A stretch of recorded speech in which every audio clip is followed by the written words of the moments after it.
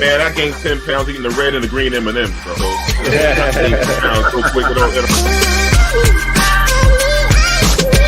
top of it up today, how you brothers been for the week, man? Oh, we've been good. We've been good. Good. We can't ignore the ratings. I mean, this light skin thing is working for me and Derek. I heard it's more market. Where do we start?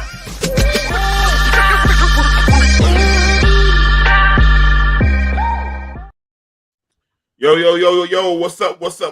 Welcome back to Let's Chop It Up. Please follow us on Facebook, YouTube, and Twitter. Like and subscribe, tell a friend, ring the bell, make comments, good, the bad, and the ugly, and we always will get back to you. Beautiful people, we haven't seen y'all in 2 weeks, man. I hope everybody's been well, man. What's going on with you, man? Derek, talk to me. What up, Monique? Man. Hey, what's going on, Monique? How you doing? Good to see you, man. I hope everybody's been well. Yeah, what was that in the world? I don't even know. Just ignore it, Derek. Just ignore it. Hey, listen, my week, I miss you guys, man. I miss everybody, man. Miss these conversations that we have. I hope everybody had a fantastic time while we were off. I hope you had a lot of love for Valentine's Day. You know what I mean? I hope you still got some money in your pocket, because you know that can get a little expensive too, you know. And and that's about it, man. Hey, Simone, how you doing? And and I'm back, and we're back, man. Now a bunch going on with me personally. My family we just love spending time with my family. My sons are doing well. My wife is doing well. My goddaughter's doing well. My whole family. And I'm just really blessed, man. You know what I mean? Just I got more than I can cover in this little 5 minutes. So, but listen, we're good, so I'll just leave it at that, but we're good. So what's going on with y'all, man? What's happening, Rob? What's happening with? Everything's good, man. Like we took that break, and that's exactly what I did. I broke. You broke. And, right. Yeah, and I freaking, I laid around, relaxed. You know what I'm saying? We had a little snow during that break too, right? Yeah, we did. Yeah. We got a little bit, yeah. Yeah. So the thing is, they're dealing with that. Everything's good with the kids. I miss you guys. I miss the show. I miss the audience. Back, brother. Hey, baby. Yes, hey, how you doing, Miss Bazemore? How are you? Well, you were missed. Yes, you were missed. Welcome back. That's right. You were missed. That's right. Yep. But I don't really have nothing crazy to talk about. But sat back, enjoyed the Super Bowl with my family. I was invited to a couple of Super Bowl parties, but I didn't go though. I just wanted to stay home and just chill. So we had our own little thing here. Me, my wife, and the kids, and we enjoyed the game, what I'm saying. But that's all I got to report. But just happy to be back, and hello everybody out there in viewer land. And listening land too. That's right. So what's up? Yeah, what's up, Kelvin? You know what it is. First of all, good to see you, gentlemen, and the viewing audience. Good to be back. I want to just get this out of the way early on. I want to just say it. I know there's been some reports about it. So I want to say to everybody watching, Let's Chop It Up, it is not true. I'm not forcing a trade. All right. People have been saying it and everything like that. I am committed 100% to Let's Chop It Up. So I want to get that out in the open right now. I want you to know, right? I plan to be here even after the trade deadline. Next thing is we got to do something about this inflation. I can't take it no more. I got some Beyond Burgers that I'm still paying on right now. Okay? and I'm saying I can't make it like this no more. So we gotta do some food share or something, because it's not right out here. I'm telling you, Biden and somebody got to talk, because they know they was wrong. But no, everything is good, man. And yes, that snow, we've been doing all right though. I mean, the temperatures have been crazy. But I don't mind it being extremely cold, because you don't have to shovel cold. So I don't mind that. You know what I'm saying? Well, that snow is a different story. So everything is good. I'm hanging in there. I'm looking forward to tonight. I got to admit, I find myself trying to do the show by myself when y'all not here. When we're not on air. You know what I'm saying? I got to talk to somebody. So everything is good, though. What's up, D? Talk to me. What's going on, man? Yeah, man. On the 2 weeks, I had a good time, man. I went to the Caribbean World Series. If people don't know what that is, it's like all the teams of the Caribbean, Dominican Republic, Panama, Colombia, Venezuela, I might be leaving Puerto Rico before Puerto Ricans come at me. All to get together and they play in this tournament out in every 4 years they switch places. So this one was in Dominican Republic. It was one of my things on my bucket list. I'm doing all type of bucket list type of shit. So that was dope. So, Went out there with Jamie. He had his Daisy Duke shorts on when he was out there. So, what up? My man with these Daisy Duke shorts. Yo, did he have the original homemade ones? Yeah, they had the original homemade ones, man. You know what I'm saying? So he had, but he's doing his thing. So we had a good time. It was a good. Yo, time. he can't take you off the screen right now because you. He can't right now. That's not a take my shot. You're definitely getting at least 3 scrolls tonight. Definitely getting. Nah, man, I got this cold, so I'm trying to fight this. I got this head cold got from my son, man. He got everybody in the house sick, man. Oh, Jamie not gonna care. He not gonna have no pity on you. Say something slick. Say something slick. What up, Sean? Hey, Sean, how you doing? Watch what you say. The feds The feds is here. Yeah, what you say. And that was good, man. But I went to watch the Super Bowl. Went to a handicap Super Bowl. So it was chicken wing with one arm. My man Dula got MS, you know, and my crazy ass and my damn cobbly knee. So it was different. We had like half chicken wings and it was all fucked up. But it was cool. We had a good time gambling with them, man. It was gambling with them. So the Super Bowl was cool, man. But what you guys, man? What y'all think about football? Talk to me. I ain't like, man. I thought the referees decided the game at the end. I thought no flags, and all of a sudden they gonna put the Rams on a call like that. Man, that holding call was bogus to me.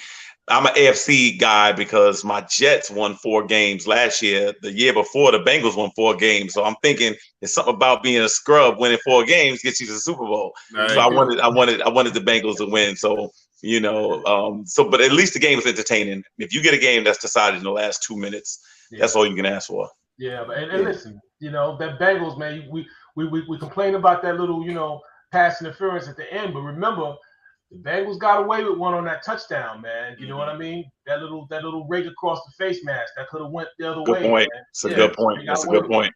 It's a good point, Derek. That's true. That's a good point. I see your point, Kelvin. Sorry, Shauna. It was only for handicap. It was a handicap man party. I agree with what Kelvin said about the referees at the end. They let them play the whole game, and then at the end, they decided the game for everybody. Yeah. And I disagree with Kelvin. There was a holding call. When they showed the replay, he definitely held the jersey. Yeah, he did. But at the end of the day, they could have let it, like I say, if you're going to start the game, letting them play, then you let them play finishing the game. But you could call that play on every pass play in the game, man. It's about, man. Let me tell you something. Every tight coverage, you could call that, man. That is true. They say on every, in the NFL, every play you can call holding. I remember playing football young, and the kid, and he used to say, "Hey, if you ain't holding, you ain't trying to win." Right. You know what I'm saying? If you ain't holding, you ain't trying to win. That's it. Just kind of felt like, look, who cares about Cincinnati? We're in LA, brand new stadium. Yep. Snoop throwing up gang signs. Referees can't get to their car. Grip walking, right? It's got to go LA's way. You know what I'm saying? And then it's messed up what happened to Beckham. I don't like Beckham. It's messed up. You've been watching football long enough. When you don't get hit and that knee buckles, it's ACL. Oh, that's what I said. As soon as he went down, I told my wife, "It's over. He's done." I say he's done. He's not coming back. As soon as you see it in a player's face, you can tell. And then when they showed him on the sideline, they know it. They know their bodies. They know. As soon as he felt it, he know it was a wrap. He took a loss. He took a loss with that knee and that money. Yeah, man. He was getting busy though. He looked like he was gonna blow the game open early. Yeah. He was. I can't front. He lost some money. Well, his salary towards the Bitcoin shit. Because it's down. Yeah, he caught him on a downswing. But I saw what you said, D. It's not over. It's not over. He still owns it. That's what it does. It goes up and down. Yeah, I think that. You know what? Let's revisit that conversation 2 years from now. Yeah, I'd rather have my cash. Yeah, well, he's a long-term investment. That's what it is. Yeah, I know. He could do that. He got that kind of money. But but you got to think about it. A lot of them are doing it. The politicians are doing it. The athletes are doing it. I got to say, this thing on this guy. I was saying it could be I'm saying I'm not going to talk on the show, but it was about the Russians with the whole Bitcoin thing. It's kind of interesting. Really quickly, what you guys think of the halftime show, though? I thought it was good. I thought 50 Cent looked like hanging meat in the meat market when he was on. But other than that, shout out to 50 Cent. They did, I don't know. They pacified us with the halftime show when giving us some black entertainment. But I just thought the staging. The only thing I was wondering, the people behind it looked like they was on trailer. Everybody I was wondering why they played to one side of the stadium. You know, but I thought everybody's set was good. I thought everybody did. The only thing with that stadium, they got screens everywhere. Yeah. So that it's not like back in the day when you had a concert, when you was in the back, you was fucked up. When you had that cheap ticket, like I got these tickets for cheap. Oh yeah. It's good. Now, but I thought Dr. Dre delivered. I thought he delivered the way he opened it. I thought he delivered. I think Monet tore it down too. Monet, power. Come on, play the character. Nah, I think Mary J. Blige did a thing. I thought she looked great. Everybody did well. Everybody did well. Yeah. It's just like what y'all think of Eminem taking a knee? I didn't know. I realized. I think D said it just now. Go ahead, say it again, D. White privilege. You could do that. He was the only one that could have got away with it. Yeah. But I didn't realize it until I heard about it. I didn't realize it during the set. Did you realize it then? No, they wouldn't show the cam. They didn't show the camera on it. From what I understood, they told him not to do it or whatever. Yeah. And they also told Dre not to do the line about not loving police. They cut away real quick. Man. That's what happened. Yeah. It was a great best halftime show. I agree with No Red. I think it was good. I think Michael Jackson nobody's gonna ever top that one. I think Beyonce was good. I think Michael was good. I think Prince was good. And Bruno Mars. I think Bruno Mars was good. Yeah, definitely. I mean, we prisoners of the moment. That's what it is. But Prince had the best one to me, man. Prince had the best one to me. But here go my thing with football, man. I mean, even the weather came in on his joint. It started raining, man, as he was singing Purple Rain. Come on, bro. You know what I'm saying? Here go my thing with football. Right? They give us this entertainment shit, right? But no ownership shit. Now they got this sister going against Flores. She's gonna be the one. She's gonna be fighting the case for the NFL. Come on, NFL playing chess, man. We out here playing checkers. These motherfuckers like, okay, we're gonna entertain y'all. Y'all can crip walk, all that nigga shit. But you ain't getting up in here. Exactly. Now Deion Sanders said that he thinks that they should give 3 expansion teams to black ownership. What do y'all think? Yeah. If they expand it, they're gonna spend only 3. No, but they were saying Deion was saying that he thinks it's a suggestion because right now those rich billionaire owners are not selling. That stuff is being left to generation. So the only thing you can do is give some black ownership to some of these other ownership groups. You're right. They're not gonna sell. No, why would they sell? Well, the thing is, you're right. I don't think a lot of them would sell at all. But you know that good old boy network with the owners is strong, and you got to realize Roger Goodell works for those owners. You know what I'm saying? So his job is to protect it as well. But I don't see them just giving teams away. No, they may not. But what I'm saying is, Roddy, this is the craziest thing. How is it that you have the money to buy something and everybody else got to vote on you buying it? Because that's the network. That's how we keep the glass ceiling. There you go. We design these rules. We design your wealth. You have to have a certain amount of money in order to be able to purchase a team. And then most people, even black wealthy people, they still not going to reach the wealth quota because I think like you gotta be like liquid for like 1.3 or 4 or 5 billion dollars just to be the head owner. You know what I'm saying? That's a lot of bread. That's a lot of bread. So you know. And then the thing is, most of those people bring in investors. They wind up not even being the owners because they brought in investors. They might being part owners. Well, I'll tell you one thing that want to happen. They want Miami Dolphins to get sold because once they get sold, the value of every team goes up because they sell for a certain amount of money. They know that's what they kind of want this shit to happen to that owner. He fucked up, and it's a blessing in disguise for the rest of the owners. Yeah, he has to sell the team. If he has to sell the team because he told Flores to give up the games for $100,000, they're gonna make hand over fist now. And he should have to sell because of that. Yeah, I agree. But I'm an owner sitting like, he fucked up. Sell his team. Yeah. But they treat those teams like real estate. You know what I'm saying? They are. The highest bidder, and then I still get to pick who I want to sell my house to. You know what I'm saying? At the end of the day. Yeah. So I don't know, man. But anyway, let's get to the business here, man. Damn, talking about some more racism. It was a fight there in Jersey, man. It was a racial fight in Bridgewater, Jersey Mall. Jamie, can you play that video for us, brother? Right now. Go right out there. Go right here. You're talking to an individual. Get up. Go outside right now. Go outside right now. You're talking to an individual. What do you do? You know I can have my face. Oh shit! Come outside. Oh shit! Yo!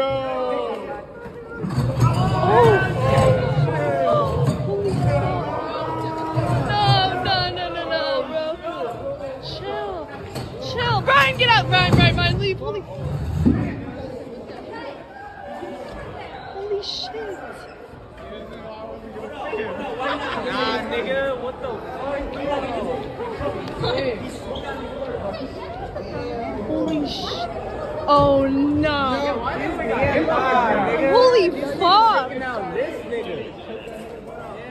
Yo, it's because he's black. Racially motivated. White girl called it right. Yeah. Called it right. She knew her privilege. She could say that, you know. And the white boy is so confident that he stood there. Because we know when the fight break out, the cops grab one dude, we all break out as black folks. Like, all right, you know. But go ahead, brother. Y'all go ahead, man. Let me let Rod take this first, man, because you had this experience as an officer. I want you to take the mic first. Totally overzealous cop. Beware the haircut. Pay attention to the haircut of the police officer. The thing is, he basically just singled the one kid out. And first of all, he should have been able to observe those were kids that were fighting in the right. You know what I'm saying? He took that to no accountability. He targeted one. And at the point that he jumped in, that kid was in a vulnerable position. Why are you locking him up? And then the kid just gets to sit down. The other officer comes over, helps him. Now they're going to claim he was resisting. He was not resisting. You know what I'm saying? This is just a bad cop. Like, he just has no sense. You know, he's just not able to just dissect the situation and be able to come up with a rational conclusion. Those were kids fighting, 2 kids fighting. Mm-hmm. And bravo to the young little brother, because he held his own. He was outweighed. You know what I'm saying? He stood up for himself. I respect that tremendously. He did. Yeah. He did. But I mean, bad call on the police officer. But like I said, pay attention to the haircut. And he had the Oakley glasses. They were them damn Oakleys. Yeah. That's the network. But I'm gonna be honest with you. First of all, it was very, very, very contained. All other kids didn't jump in. That's the first thing, right? Yeah. So it wasn't like the cops had to come and sort stuff out. It was 2 people. Right. The first thing you do, you separate both of the kids. I mean, one kid, it looked like a 3-on-1 when the cops came. Mm-hmm. I mean, at the end of the day, I mean, take both of the kids or don't take either of the kids. You know what I mean? They were both involved in the fight. If you didn't see who started it or whatever, you haven't sorted that out yet. Take both of them, or let both of them go. You know what I'm saying? And to me, I mean, that should be more security where somebody's calling somebody parents or something like that, not cuffing somebody or whatever like that. As soon as they got there, you had it under control. Yeah. And a regular adult walking by could have separated them 2 kids. Correct. You know what I'm saying? So it didn't need like bodily force to stop this fight. The other kids turned their back, and as soon as the cops came in, you know what I'm saying? Obviously, this wasn't at the Coliseum on Jamaica Avenue. You know what I'm saying? I mean, they was in Pine Valley somewhere. Even the black kid was black light. I mean, like, he just, you know what I'm saying? You know what I'm saying? So I can't, but that was foul. It's the usual, though. And the age of those kids, if they're a certain age, if they're under the age of 16 in New York, they're minors. They're juveniles. Yeah. So they're not an arrest anyway. They're just a piece of paper, and their parents come and pick them up. That could have been sorted out right there, Yeah. And the thing is, you weren't dealing with like a violent crowd of kids. That's not what that was. There was 2 kids that had a disagreement, and they started duking it out. That's it. Right. And I think all things considered, that was pretty tame, to be honest with you. Yeah, it was tame. It was absolutely tame. It was very tame, and we've all seen much worse. Probably been involved with much worse at one point or another, growing up, But yeah, I mean, but to your point, Kelvin, it's kind of like, maybe we should just stop expecting like a normal reaction, like just maybe a proportionate reaction from them or something. I don't know what it'll take, but I don't see it. I just don't see it. I don't see where that would have warranted all of that. But I do expect it. It's not unexpected, unfortunately. So I wish we would do better one day, though. I don't know when, but I wish we would do better. Usually when you work in a place where you don't see no action, you got certain cops that like to create action. Right. You know what I'm saying? So I see that maybe, he's in the mall. Him and his partners is obviously assigned to the mall. That's pretty boring for them. So I guess if they see some action, he gets excited, Yeah, we got a couple comments back here too. Shauna says, I'm just mad on the news. They kept calling the older kid lighter skin and the black kid black. Damn. Because they were fighting. Yeah. You know, if they were Right. fighting, they were black. And the red just says, wait a minute. Yeah. Why are they only on the black kid? Well, we know why, right? You know, it's Yeah. unfortunately self-evident and repetitive, just ridiculously repetitive, unfortunately. So, you know. Right. Yeah. The usual, and our kids have to unfortunately learn how to compensate for that.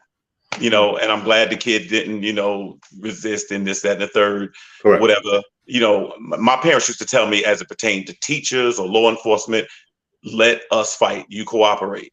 And that's what it was. But you know what I'm saying? Like, you know, we'll take care of it, but you know what I'm saying, stay alive. You know what I'm saying? Like and unfortunately that's what it is. Yeah. That kid might have weighed 115 soaking wet, boy. Yeah. That's what I'm saying. Man, a blast from the past is in the news. Damn, Gina. Brownsville police say they could have violated. Police said you violated Tisha Campbell. Tisha Campbell said she got violated in a cab story. I think it was right. She said she called a cab or Uber or something like that. And some dudes came over saying they was going to kidnap her. And they think she falsified this story. So she looks like, what's the guy, Juicy Smollett? It look like her, she got some juicy shit going on now. So, I don't know, man. Thoughts, Rodney? Let me see let me get your thought on this, man. Falsifying. The thing is, I saw the video of Tisha Campbell. I just found the video really strange how she was explaining it, and then she was just acting really like thuggish. You know, I don't know if she was acting like she was playing a role. And she had the wool hat on. It just looked bizarre to me. Yeah. So the thing is, it seems that supposedly this happened in Brownsville, Texas, and they saying they can't even account for her staying actually there. So they don't know if it really happened. She said she was shooting a movie down there. She said she was shooting a movie, but they can't find any evidence that she was actually staying in a hotel down there.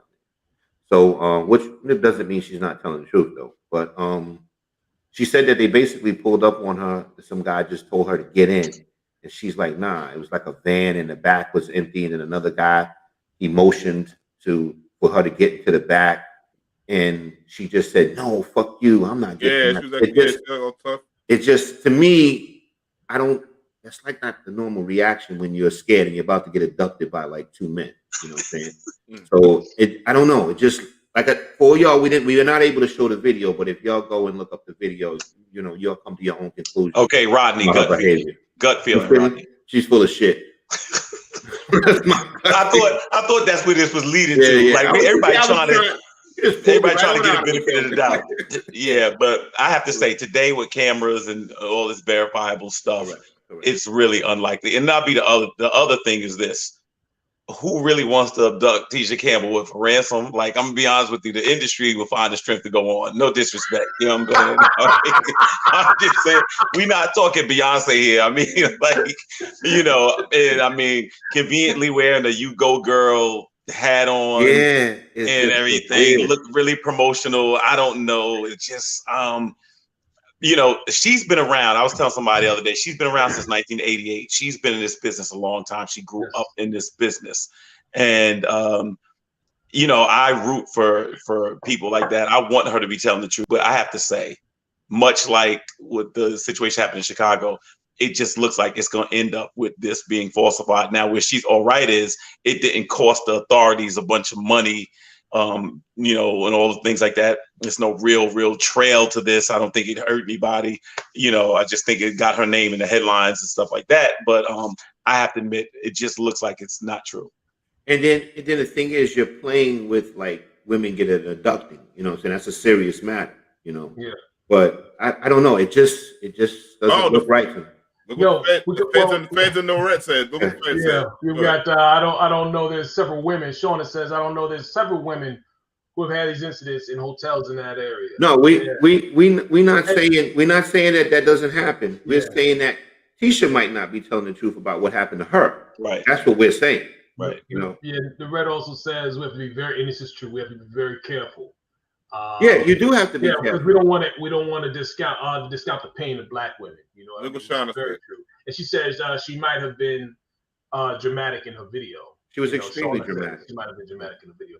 Yeah, I mean, listen, it's true. Some of these are just, little jokey jokes. We just, but yeah, we don't discount that anything could have happened. We don't discount that at all. Well, we're willing to give her the benefit of the doubt. Yeah, but she could have easily headbutted both of those men and got out. You're just a little ignorant. Little head. Y'all know this by now. Both the men would have been concussed. No, mama, go, mama. Oh man. Are you indicating that Tisha Campbell's head is large? It's not small. Are you saying she could have both of them at the same time? Like it didn't no, we had the same bong. Both of them been knocked out. Took the car herself, kidnapped them. And we want to say to everybody out there, we know that Sally girl, what's up, baby? Kidnapping is very serious. So we want to say that. And here on Let's Chop It Up, we're very, very sensitive to that, But if it is not true, it is a very, very bad look, very bad optic. If it's not true. And if we find out it is true, we'll apologize next week. Yeah, we will. And in any case, we all the cops can't even find out it's true. Yes, I mean, I don't know. I'm glad Tisha's with us. Yeah, let's just put it that way. And we just hope she's not a head case. I'm just saying. Somebody said that's not nice. She has a medical condition. Does she? Oh, she does.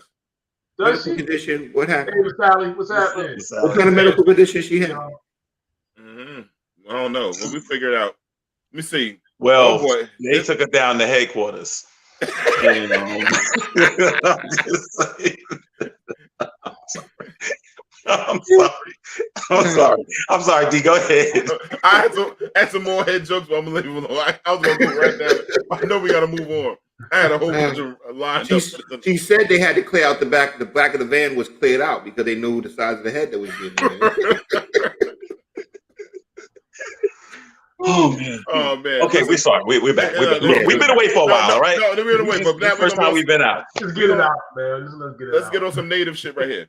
Sip paint video trending on Twitter after a woman does way too much hair. We can't play the video? No, sir. Thank you. All right, so anyway, in this video, this lady is giving a man fellatio. I'm trying to be nice. I don't want to get the stroll tonight. I'm trying to go the whole night. She gives the one a dance fellatio. If you get a chance, ladies and gentlemen, go to Pornhub and put in Dancing Bear. This happens all the time. It's been going on for years. Dancing Bear. And Dancing Bear parties are just like this. This is the black version of it. So she gives the guy some fellatio in front of her girlfriends. I guess some strangers there. Thoughts, gentlemen? So maybe, wait. So we know this. Bitch. That wasn't me. So maybe she misread the invitation and she thought it was a suck and paint. Maybe that's what it was. That could have been sucking. She probably couldn't read. Maybe her employee Mayweather. She took the sip the wrong way. She took it the wrong way. Yeah. She thought it was a sucking paint. That's what she thought.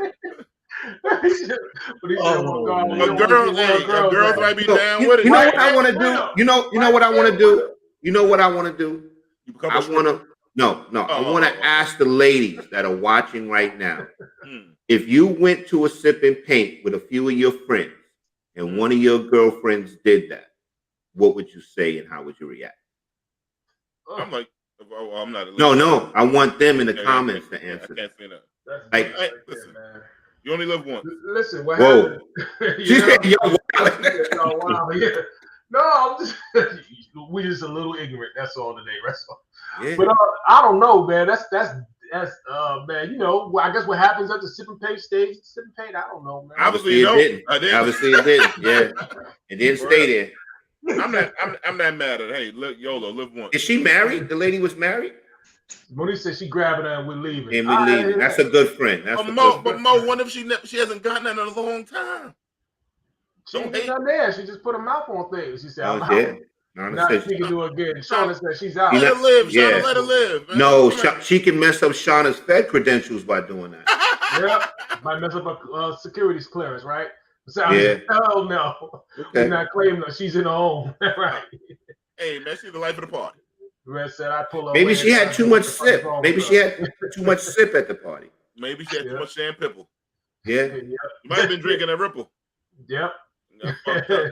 Lashana said, if you don't take that thing out your mouth right now, you're out of here. What he said, I'll send her to Kelvin. Oh. Kelvin gonna put hands on her. Right, Masali. If you're gonna do it, at least be smart enough to not be on that. Man. Yep. That's right. Absolutely, man. Everybody on your job, see what's happening, man, and how you get down. Come on. Yeah. Yeah, she thought it was a sucking pain. It's getting hot in here. Yeah. I know. Yo, D's being good though. D, you got to give D credit. He's being good. We went a whole half hour considering these subjects. No scroll, man. This cold got me slow today, man. Got me slow. Lord, I ain't on 100% today. Oh man, but I'll let her live, man. Let her have fun, man. That might have been a fantasy, man. She just want everybody to be there in the fantasy with her. It's your thing, man. It's a party. I don't know. No judgment. I think I'm gonna change occupations. If they doing this at Sipping Paints, I think I'm gonna give up helping the kids. Fuck the kids. You're nut. Word up. Let me see. House Party actress AJ Johnson. Damn, it's something about these damn two people. He's showing it again. Goddamn, Jamie ain't AJ. AJ Johnson recalls having a threesome with two men on her 50th birthday. And I heard her interview, and she said she never said sex. She said it was sensual. So she did a lot of kissing. It was two friends of hers they knew for a while. And she was saying how beautiful it was. And now, AJ, for people don't know, she's a life coach now, too. It wasn't Kid and Play, right? No, because Play's gay. Not playing. So allegedly. Just playing. Allegedly. Just playing. Oh, man. We didn't see that coming, D. We didn't see that coming. He's from Queens, D. Oh, got it. Got it. He did good though. He went 32 minutes. He did good. He did good. I'm proud of you. That might be a record for him. I think it is. I think it is. I gotta give him credit. Wrong, man. I ain't say gay because they ain't not being wrong being gay, but I didn't think Play would get down like this. Okay, let me save your ass. Letter people do not come after me. Letter people. Listen. I'm gonna save you. We're moving off that subject. Was Ving Rhames one of the guys that she was doing the threesome with? Because he tore her up in Baby Boy. Had her hopping around the kitchen, everything. Yeah. That frog on it. Turn it up. Or Ving Rhames could have had the ball put in his mouth from Pulp Fiction. I'm just saying. No letter. Don't give me the stroll. He did have the ball in his mouth. Yeah. Dude, he was captured. He didn't voluntarily do it. He might be into that. She might do the reverse. Okay. This is the way I look at it. Obviously, she's an adult and she could do with her body what she wants.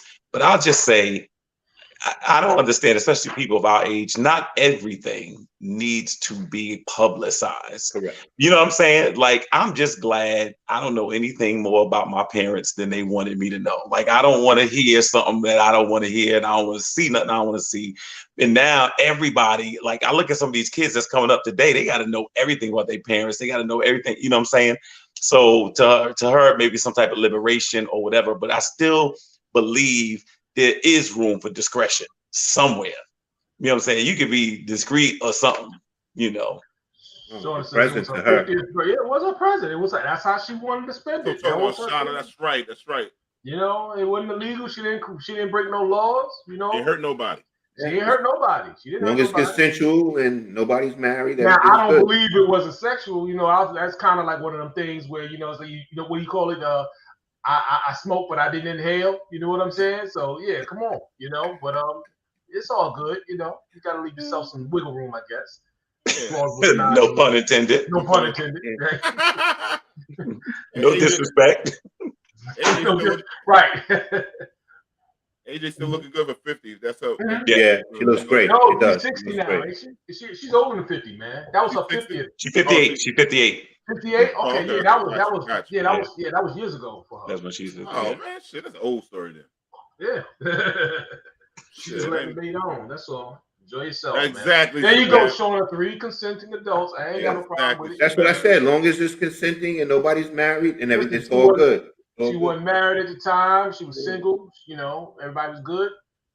Whatever goes on, goes on. As they say, That's grown people shit. That's grown people shit.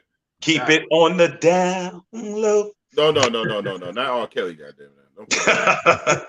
Wrong night. Give Kelvin a stroke for bringing a pedophile in this month. Come on, I'm just saying though. now see how people do. People get scrolled. You see what I'm saying? This the scroll bully. Oh wow! You're looking for company. You know what I'm saying? Somebody Just gotta like join me. I Oprah can't be said. alone. Can't be on this island alone. Can't be on this island alone. Okay, what this says, Jamie got here. Women like this is why men ask the question, what do you bring to the table? Modern life of dating. Jamie, play this video from YouTube for us, please.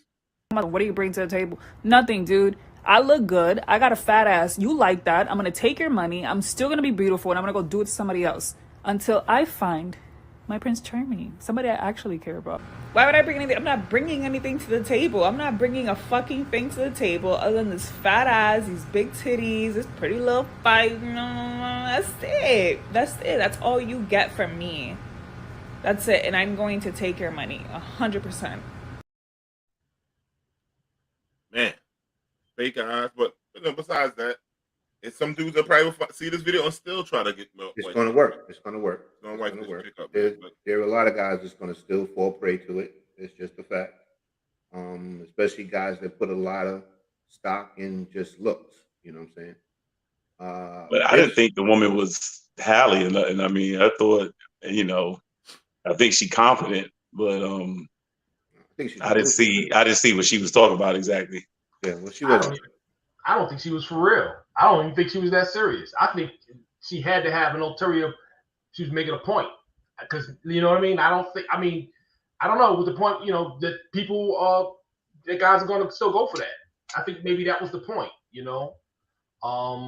Just almost like a parody of a certain kind of one. What's up? But I mean, that is kind of like a prevailing thought with a lot of people on social media today. Like it's that's that young girl mentality. Yeah, I think she was. I want to give her more credit. I actually want to think she was poking fun of it. You know what I mean? So I don't know, man. It was just maybe that's the way my brain works. Like you could be right. Serious, I mean, the thing is, you gotta look at it like this. She publicly displayed it, so you put it out there to the world on social media, or whatever. Most people are going to take it how they can take it. Someone's going to take up on it. Yeah. But the thing is, I still say some dudes will fall prey. That's just the nature of the game. She's letting you know I'm a businesswoman. I'm about your money. But karma and time will prevail at the end, because first of all, looks and father time is undefeated. Things fade. And eventually, you better save some of that money and make sure you're good, because at a certain age, you ain't gonna be able to continue to do that. Yeah, there's always gonna be another hot chick out there. Correct. To replace her ass, easy. Correct. Always one coming around the corner, man. Yeah. Always another one turning 21, and you might turn 31. The guy's like, man, I'm gonna get that upgrade, get that 21. Yeah. You know what I'm saying? I'm tired of these old chicks. Then she's gonna be. I think it's a bad look, though. If it is true, I just think it's a bad look, because it's just this constant thing of trying to play somebody else. I mean, and the reality of it is this: we're right now at a point where you don't know where relationships are going. I mean, it is almost such a game that it's like, if the end game is just getting money, I mean, how long does that last, or how sustainable is that? You know what I mean? And then the other thing is, what do you think of yourself from an esteem standpoint? I mean, we saw it with Corinne Steffen back in the day with her book and things. And I think that kind of led to a lot of the way people view it today. And now people are looking to monetize everything. And so, I mean, what's the difference between that and prostitution? Well, that's Bingo. That's what I was going to say. If you're sleeping with dudes and money's involved, it's still prostitution in a way. You're not on a corner selling it. But if you sleeping with guys or being with guys for money, you basically a form of prostitute.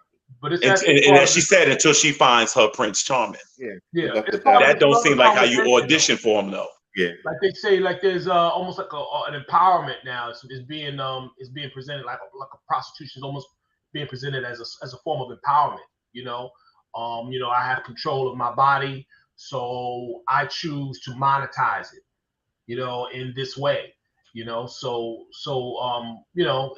think and that actually speaks to a larger conversation that I see experience, like, you know, on YouTube and a couple other places where they start talking about, you know, what used to be considered norms for women and men, you know, things are a little bit different. You know, we used to expect women per se to have a certain level of, you know, modesty Decorum. and what have a decorum. Yeah. And then now they're saying, you know, well, it's my body. I can go and do what I want to do with it. You know what I mean? If I want to sell it on the corner, you know, I can do that. If I want to, you know, only fan it, that's what I can do, you know. So maybe she's speaking to that to that whole mentality, you know. And also to the men who are willing to pay for it, you know. So and completely see her coming, and they will ante up and get in line, you know. So I think we're all in agreement that there won't be any shortage. There'll be some men willing to do it, you know, to get with it regardless. So, but the thing that I say is this: you run it, you're gonna run into a certain type of man like that. yeah. Then it's gonna be on some old, I should be treated like a queen. So somewhere along the line, people have got to kind of make, you know, some type of understanding of how they want to be perceived. You know what I mean? And it's usually like this idea of going on this revenge tour to get back at guys that are just as foul. It'll never work. That's the thing. Women are not built like dudes. There's some dudes that just built like that. And I've known certain women like, oh, well, if they could do it, I could do it. They'll never keep up with these dudes. I don't know, man. Prostitution is the oldest profession there is, man. It is. You know? It is. So, you know, there's a lot of women that chose that for many, many years. No, but I'm saying, like, at the end of the day, Derek, what I've seen a lot of times is people, no matter how people try to frame it, there's still a different emotional tie when it comes to ladies. There's something it's different with women and men usually. Even the ones that feel like, yo, I'm reckless, I could do whatever I want, I'm just like him. Usually the guys don't miss a beat. Somewhere along the line, the ladies just usually don't keep up with these dudes like that. You know, somewhere along the line, you want to be treated, you want to be respected. These dudes not trying to hear that. And you may say you're not trying to hear it, but eventually she'll be like, I want to be respected and treated right. But how much the social expectation and pressure contribute to that? You know, probably a lot.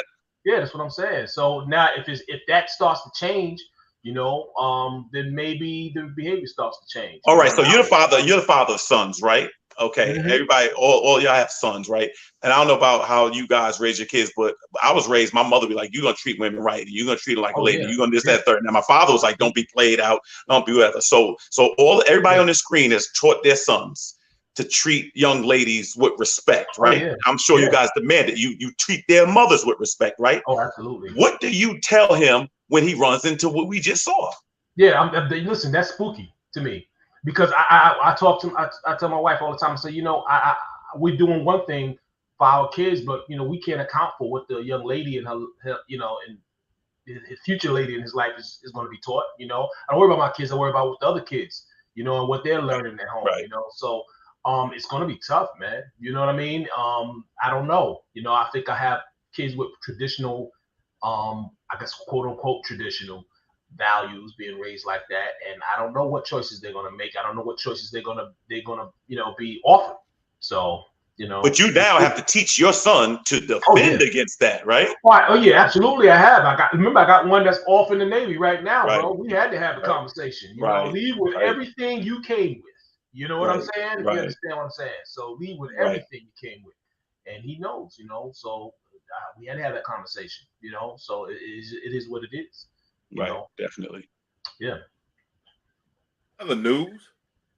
Ohio Village scraps the plan to affordable housing after Dave Chappelle threatens to pull his businesses from the deal. Jamie, you have a video, please?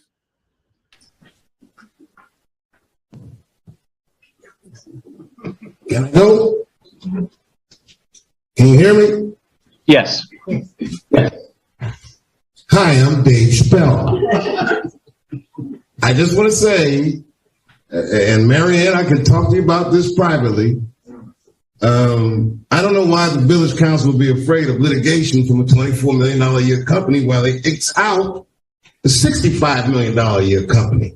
I cannot believe you would make me audition for you. You look like clowns. I am not bluffing.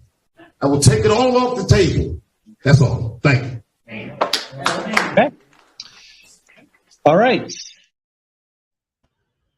When power walks into the room, shit changes. Yeah. And for people to understand, they're trying to say they try to make an article like Dave Chappelle want to support low income housing. That's BS. They was trying to sell houses, make houses 300,000. That's not affordable. They do this shit all the time with developers.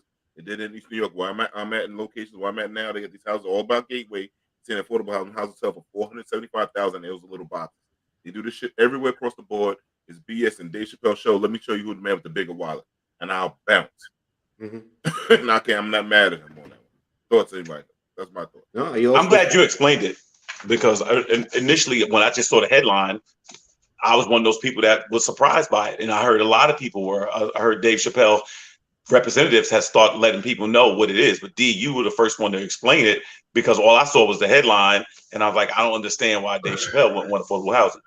It's not affordable housing. That's why it's not affordable housing. Right. The developers get a massive tax break when they categorize development as affordable housing, and then they sell those houses at market value. That's not affordable housing. And Rodney, probably more than just the tax break, they probably actually get the project to go because of it, because you sell it like that. I'm not going to speak on the development. I know for sure that I work closely with designing this.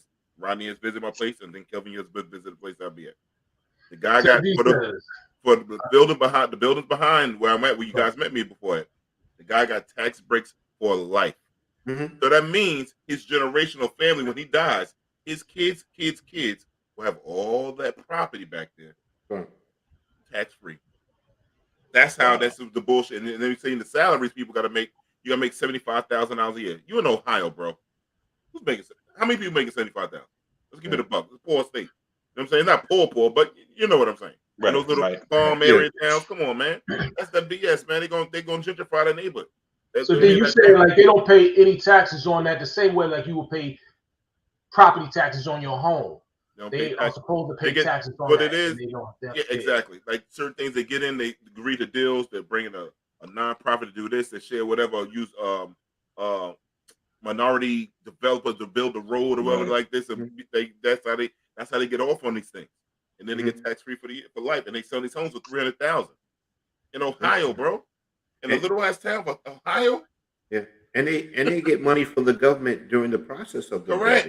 Right? As long as you use government to spend materials from that stuff like that, that's how they get this stuff off, man. Yeah, and then all they have to do is employ a few people from the neighborhood, and they say they're giving jobs and to low income people, and they get a massive grant and tax breaks from the government. That's what they do. The other thing they do, you ever see when they have these lots and then they build a 2-family to just jam it in there? Those are target homes.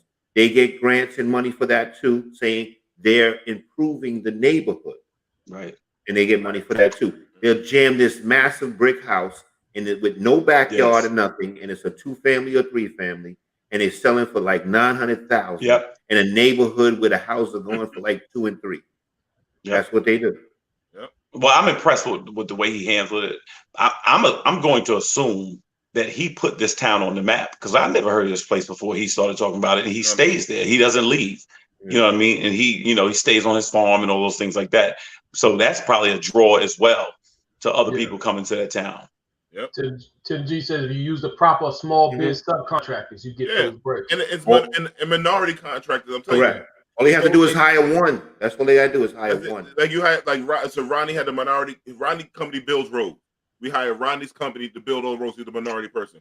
Kelvin, your thing is trees. Kelvin lanes all the trees. They got all the minority people. He make it like that. That's how it goes down, man. Right. I'm not mad at Dave Chappelle. And it's a temporary job too. It's just temporary too. It's built and it's over. Yeah, that's it. It's over.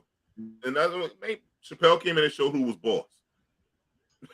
He did. And if you have a star, use it. If you got power, use it. I agree. Said very little words. So if you want to talk in private, cool. If you want to put this shit on Front Street, here I am. That's it. I ain't mad at that shit, man. Big bank. But that's the way you're supposed to be when you're rich and you ain't scared. If you got leverage, use it. There you go. Use it. That's the point of that's the point of getting to that position. That's right. I ain't mad at the brother, man. Word up. Another boss moves, man. Snoop Dogg acquires Death Row Records. After all these years, he acquired Death Row Records, and as soon as he acquired Death Row Records, they try to make some sexual allegation charges. Ain't that some shit how the white man act? Right. I can't believe the white man does that. Close to the Super Bowl. I didn't hear about the allegations. What happened? He's got Saying that sexual him and Dan, his sexual allegations on 2013, hanging out with Don Magic Wand, and some girl said that the sexual attack or abuse or whatever the fuck it was. They forced her to do sexual acts that she wasn't yeah. consenting to. Yeah, and they thought he was going. They was trying to say get him. The police wanted him banned from the halftime show. So they was trying to come at him. Well, I'll say this, and I won't get into that because I don't know anything about it. I'll say this part as far as buying Death Row Records. My understanding, what I hear a lot is record companies in some degree are fading out a little bit now. It's kind of like people are kind of going directly to consumer themselves more so now. I think maybe the big thing about this is the nostalgia of it. The irony that, Suge Knight once dominated this and kind of, I guess, took it from Dr. Dre, right? And now Snoop actually has it. He's the face of it now. So I think there's a nostalgia associated. What I realized while I was watching the Super Bowl halftime show, I don't really gauge time well. Like I'm listening to like younger people talk about the Super Bowl and they're like, oh, them old school and they did this, that, and the third. This stuff seemed like it's still prevalent to me or you know what I'm saying, really relevant. But now I'm looking back, somebody that was, born in 2000 is 22 years old now. And I don't really gauge it like that because I remember when that music was the music of the day. Yeah. You know what I mean? And so to me, good music lasts forever. And I thought it was good music. And I realized at the same time, today's music doesn't really speak to me. I'm not even a target market. I cannot say I'm a hip hop fan of 2022. I'm not. There's some songs I may listen to or like, but I don't spend money on hip hop.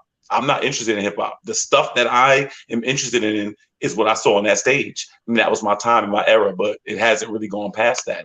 So Death Row, him buying it, I just think back to when it was Death Row. I don't know what it is now because now dudes that be signed to it, I don't know who they are and I don't know what they would do.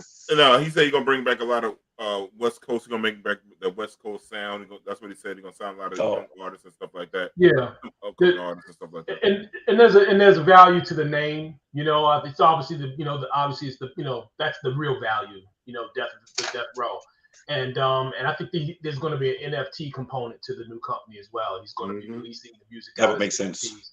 Yeah, so he's going to jump on that trend as well and use the technology. So it's going to spin it off into a certain direction. So if he has a vision, and I'm sure he has, he's certainly got the name and the cachet behind it. So I expect big things out of it. But you know what I always think about? All right, so they usually had a season, right? Shorty said, give trap music a chance. They usually have a season, right? You remember one time when Bad Boy ran everything, right? Yeah. Then there was a time when Rockefeller ran everything. Then there was a time when G Unit had it. Then there was a time when Death Row had it. There was a time. I don't know if you could ever revisit the time. Now, I mean, obviously you can try, but maybe like Derek just said, maybe now you repackage it and represent it to speak to this era. But it's a journey I probably won't be taking with them. But congratulations to him on ownership, though. Yeah. So, and more music news. Oh, I think. Oh, I'm sorry, Rod. I know you. So go ahead, man. No, it's all right. It's all right. No, I think it's a big move for Snoop. Like Derek touched on about the NFTs. You got to realize when he purchases this label, look at all the artists and including himself that came out on Death Row. You got to think about Tupac, him. There was a lot of Dr. Dre, Daz. Daz Dillinger, what do they call the Dog Pound and all that stuff. Pound. So the thing is too, he's going to release a lot of NFTs and pictures and stuff that was never probably released because Death Row owns that stuff. Gotcha. You know what I'm saying? And that's going to come along with the sale. Now, I don't know who owns Tupac's masters, but he's probably going to cut some sort of deal to get Tupac's masters and bring them back on Death Row. The other thing is Snoop Dogg owns property in the metaverse. So I can see that being part of it as well. He's going with it into the future because Death Row is a brand. Gotcha. You know what I'm saying? So I see huge things for this. What they're getting ready to do is already laid out. They already know what they're getting ready to do. That's why it was so important to purchase. It's going to make tons of money. And shout out to Snoop. It's a great business. Shug, what up? Happy birthday. Yeah. Shug, what up, Mike? What up, Happy Shug? birthday, man. Happy birthday. Today's his birthday? Yeah, he always lie about his age. So I'm gonna say he's 21 right now, man. I ain't gonna say I ain't gonna get him on his birthday today, but I would rag him out. I should rag his ass. Yo, let me tell He you ain't something. shit. Don't say nothing bad about Suge. Suge's a good man, and he's got the nicest bathroom I've ever seen in a barbershop. That shit is pretty. His bathroom barbershop is beautiful. Motherfucker try to set romance in the bathroom, the barbershop got candles and shit. It is. It's sexy. That shit is sexy. But you know the thing is, like when I go into the bathroom at Suge's spot, like I feel comfortable. You know what I'm saying? I feel like I'm at home. It's like meditation up in the spot. Oh, so you can sit down. You can go in there and sit down. Dude, No, hold. You can sit down, but some of them women in there, they got some exploded ass coochies. Oh. I'm serious, man. They be messing up the toilet. Roll it. Man. Yeah, here we go. Roll it. You, man. If you don't roll it now, when you gonna roll it? I ain't saying the bad word. How you gonna go in there now and talk about the women like that? I tell them to their face. They blow it. They mess it up, man. That bathroom, I come lift the seat. I'm like, whoa, what the fuck? But it should come in. He cleaned up fast though. Suge, I never went in there in the bathroom. Wasn't. This scroll was brought to you by Death Row Records. You gotta get a sponsor for your scrolls. Nah, man, go after one of them hairstyles and they blow that boom. I don't them what the clients they have. That should be fun. And the other thing about Suge's bathroom, you're never going to be able to leave there not looking right because he's got beautiful mirrors in there so you can see yourself, clean your stuff around your mouth or whatever, get the crust out your eyes. You can fix yourself up right. Rodney, you can't jump in after him, Rodney. You can't say no. You can't. He got TVs in there, everything. Yeah, that's right. He got TVs in the bathroom. That's right. And you sit down too. Yeah, man. Chrome NYC, man. That's right. Chrome NYC. Right across from the New York the Queens Library by the bus station. That's by the bus station where the Coliseum is. Go check Suge out, man. Give that man some love. Word up. I love to see a black businessman holding it down. Yeah, he hold it down. He ain't shit, but he hold it down. Fake ass birthday. Fake ass lying for his birthday. Let me go on to this thing. Oh, Jamie, go ahead and tell me we gotta move on, man. I'm sorry, man. Yo, Suge, I tried, man. I fucking tried, man. A Tribe Called Quest, man. I think I got nominated for a Rock and Roll Hall of Fame, also with Eminem and some other black people. Got Lionel Richie and Adam and Dionne Warwick. She's a psychic. She should know she got in or not. Right? How the fuck you don't know? Like, damn. Like, you should know. She should already have a party set. Like, yo, I'm already in this bitch. I know. I'm Dionne Warwick. All right, I'm gonna tell y'all. Lionel Richie first ballot, no question. I don't know what took so long. Lionel Richie, the Commodores. Lionel Richie is, phenomenal. Eminem, of course, is going in first ballot. I think Tribe Called Quest has definitely earned the right to go in as well. Now, I wasn't a Dionne Warwick fan. I'm sure it's so weird to see a class that's this diverse and different. But I'm sure she's considered a legend. And I know we use the term loosely today, but some people just have enough time to be considered legendary. Again, I'm not a Dionne Warwick fan. I grew up with hearing her music and things like that, but I'm sure I would assume she's going to get in too. And she is, I believe, the godmother of Whitney Houston, or is she aunt? Yeah, something like that. Yeah, and I'm not saying that has anything to do with her getting in, but, comes from a long line of great performers. So we'll see. But Lionel Richie definitely has to go in. I'm sure Eminem is going in, but I'm very proud of Tribe Called Quest from where they come from, representing the Q borough. I remember one time watching them shoot a video on the what's that Nuclear Cleaners on Linden Boulevard. Yep. And I remember I drove past there that day and Run DMC was outside. And everybody from the neighborhood was checking them out. So congratulations in advance to all those gentlemen. And now that hip hop is really, really getting in, a lot of rappers, I'm sure they're gonna go right in as well. Yeah. So I just don't know Dionne Warwick's music, man. She was. I guess she might be considered a generation before you. You know what I mean, maybe, or just slightly ahead of us. But yeah, she's in her day. She was huge. So I guess. I ain't never heard my mother say, go, baby, pull out that Dionne Warwick. I ain't never heard nobody mama say, pull out that Dionne Warwick. Gladys, she was considered more of a crossover type of artist, at a time when we kind of needed that to get some of that radio play. So, Patty? Aretha? Yeah, but I Dionne mean, Warwick never comes up in any Dionne conversation. Warwick, because of Dionne Warwick, you got to hear some of those other people. You know, it's kind of like, you know, I you guess. have to do one thing to get to the other thing. You know? I watched Aretha. I think Aretha would have been who she was no matter what. I can't see Dionne Warwick. I can't name a song right now, to be honest with Yeah, I'm sitting here trying to think of a song. Yeah, I know one. I don't know the name of it though, but you know the she song. did some remakes though, right? A lot of remakes. you. Walk Yeah, I on don't know. I by. don't wanna Let me talk- say walk on by. Walk on by. That's it. Don't make She me originally over. made that, or Don't make me over.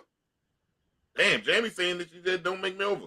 Well, so she's Jammy's generation. Yeah.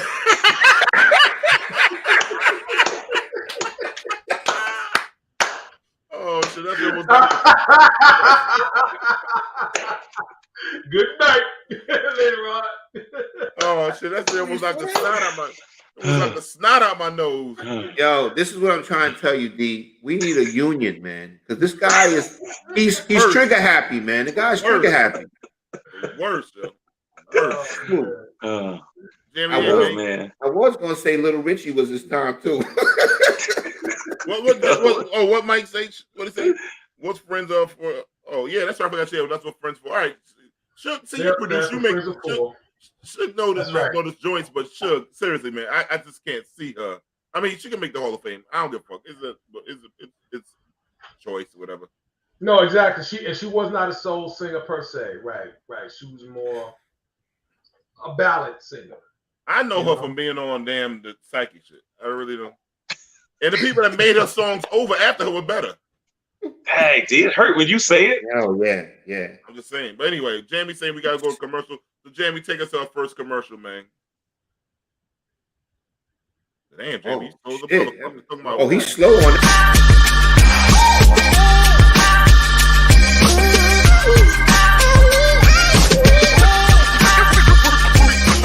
I'm Dawn Kelly, daughter of Joan Kelly, granddaughter of Margaret Ackerman, and founder and CEO of The Nourish Spot. I'm a native New Yorker, born in Harlem and raised in Queens. The community connects to The Nourish Spot through a number of ways, one of which is through my family's 60 years of long-standing roots in this community. My grandfather purchased the first home in our family here in Jamaica.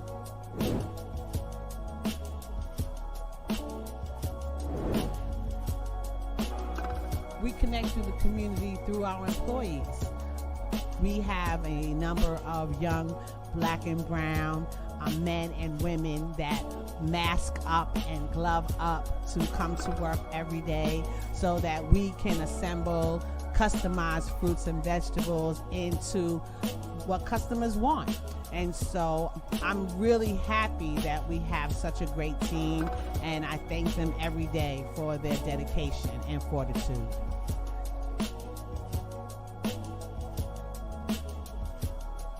COVID-19 has caused a lot of small businesses like myself to close.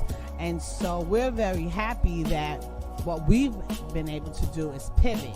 And so instead of allowing individuals to walk into our store, we have set up a QR code, we've set up a curbside pickup, and we have a heavier reliance on our food delivery service at Partners. So in my opinion, resilience means, taking challenges by the horn, if you will, and kind of wrangling them and navigating them in order to continue, in our case, serving the community.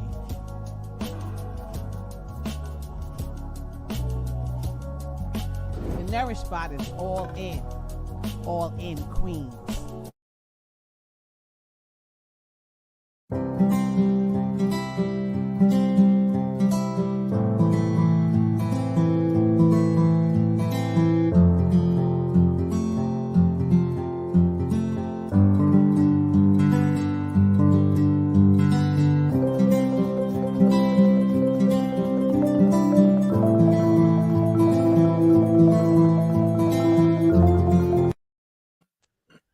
Welcome back from my commercial break.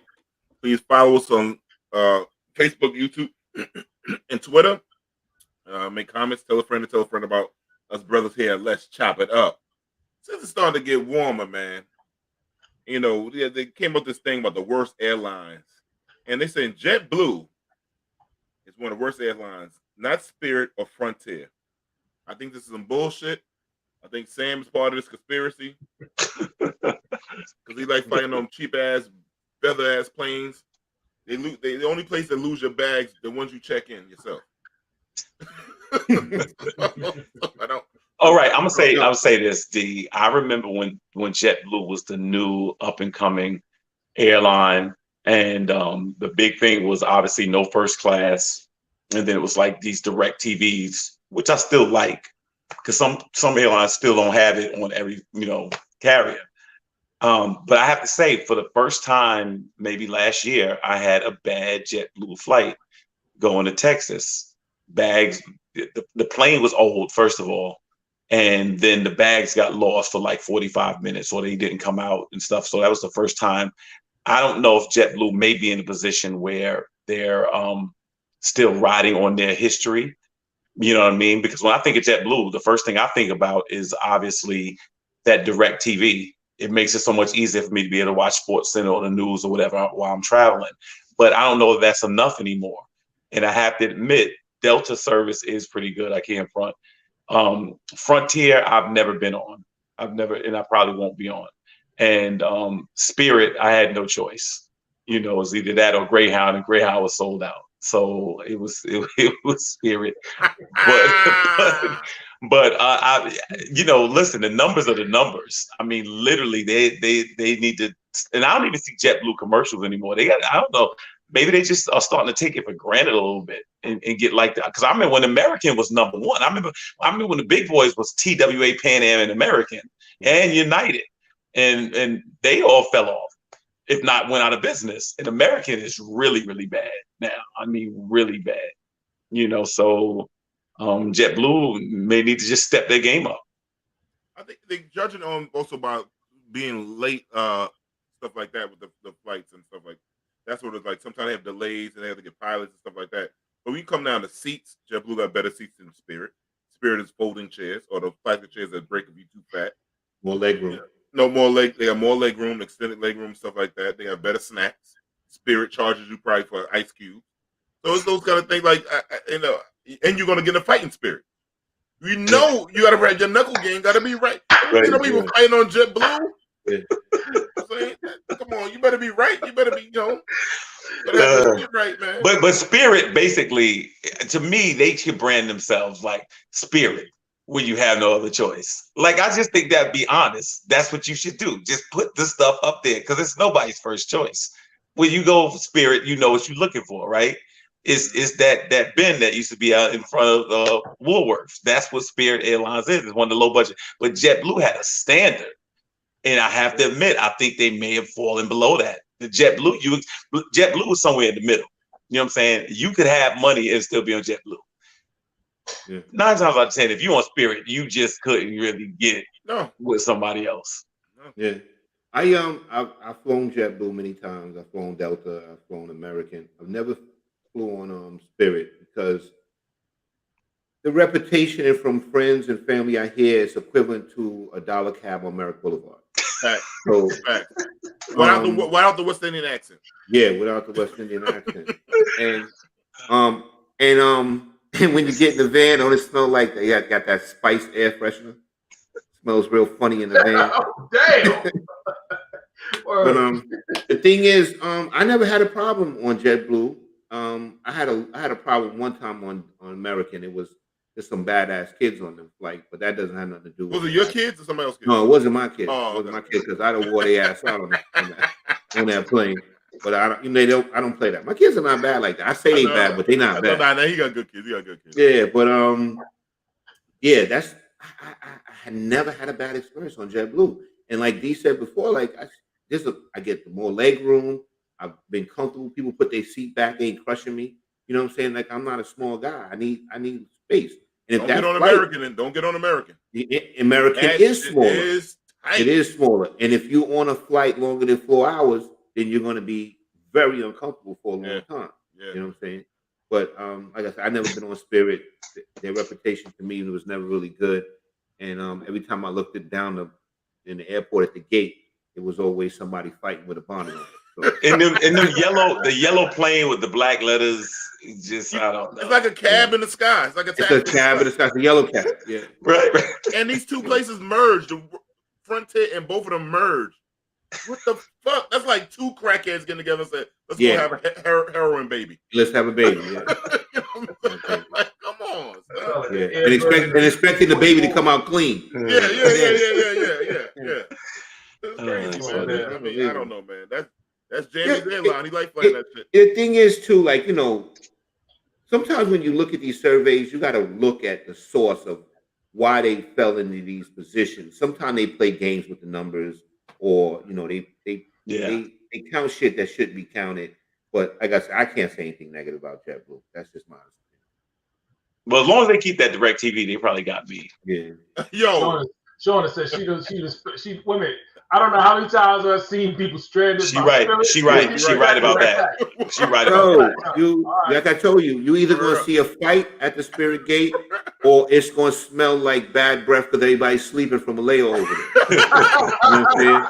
So that's the truth. They always oversell the seats. If this plane carry 200 people, why are you selling it to 250?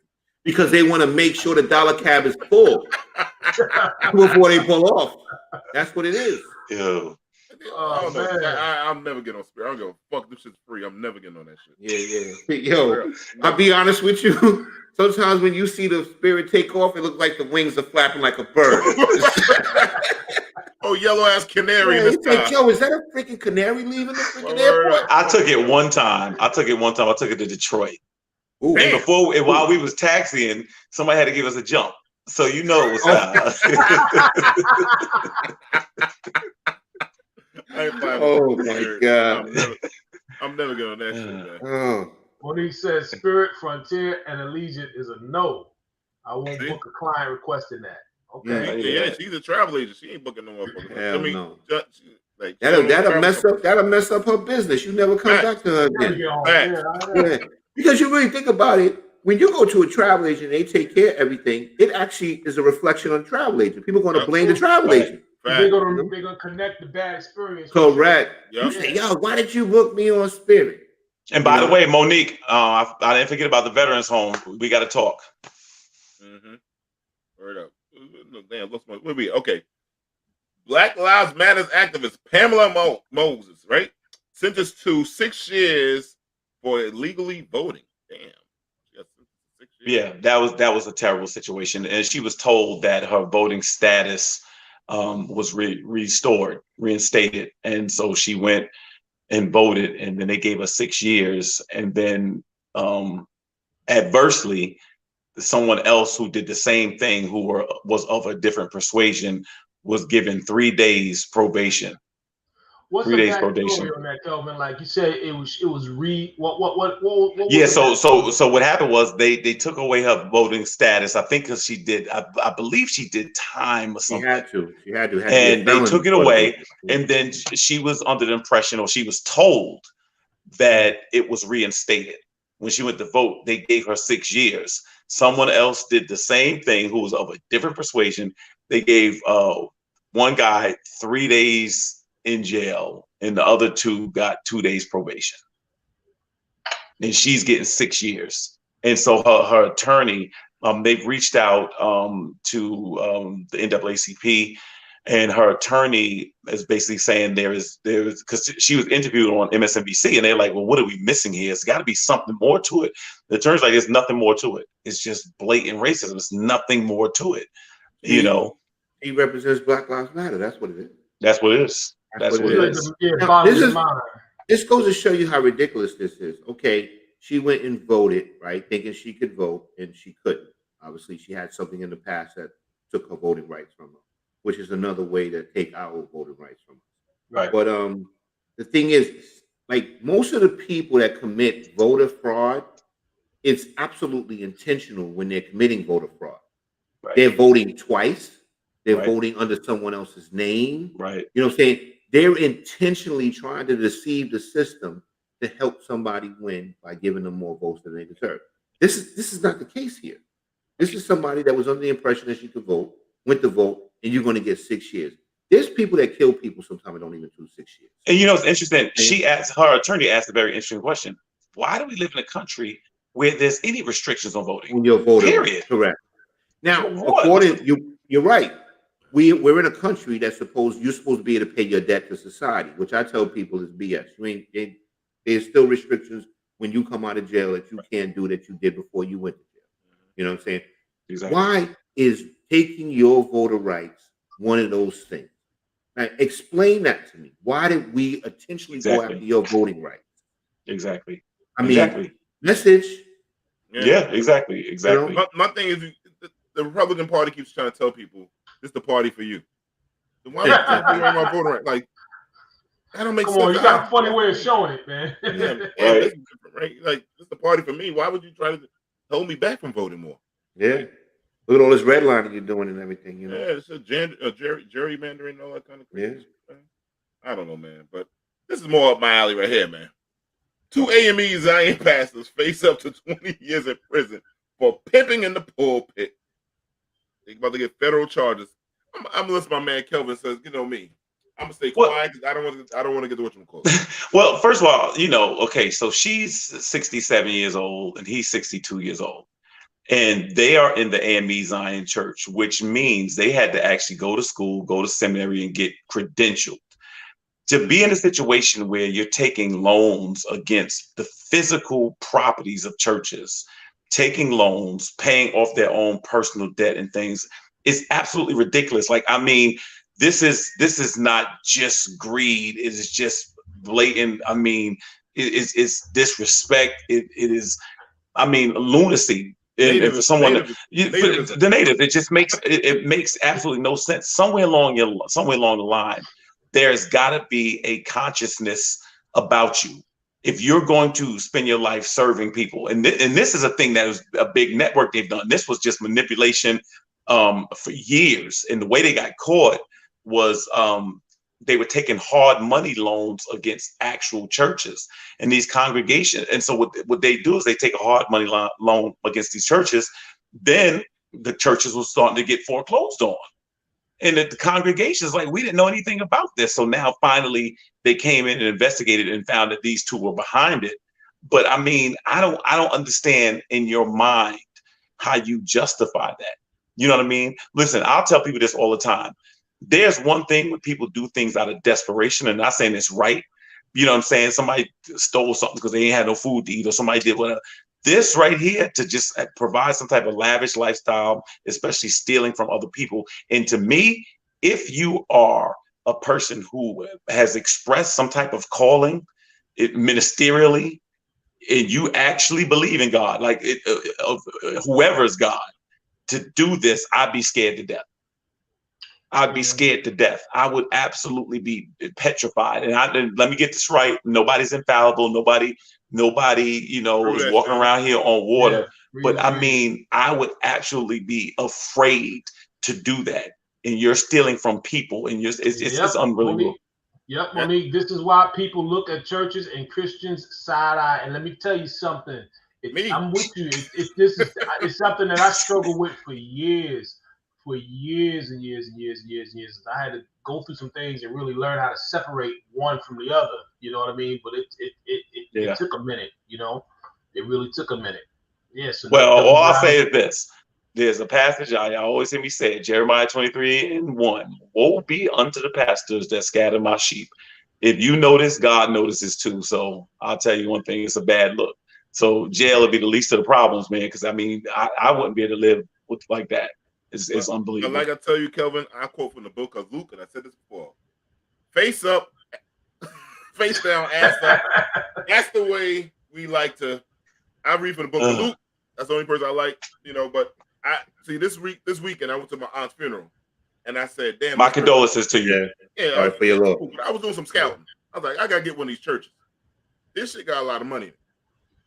I'm gonna tell you something. I'm gonna tell you something. I tell people all the time, it's just not worth it. It's not, and I know people that go out there and preaching and they trying to hustle. It's just to me, it's just it's not worth it. I got a bit. It's not. It's not worth it. I'm giving me a private jet. Left low dollars, getting dollars. It's not worth it. No, now I'm gonna tell you what's happened to me on the flip side. I remember working and buying myself a BMW when I was like, whatever, 20 something years old.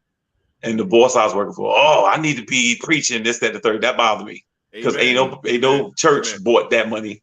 I mean, ain't no church bought the car. But I got to get blamed for it. You ain't preaching right. Same thing. I'm going to right. Monique says that is right. We pay our tithes, and whatever our pastor does with it, he will have to explain that to God. You know. Well, this is what I believe. I believe there's got to be accountability. I believe there's got to be culpability. And you're supposed to, especially in New York State, have a trustee board, and that's supposed to be the executive board of the church, and people make those decisions. And so, as a result, the money should be, because it is not the money is not designed to be the pastor's slush fund. It's not.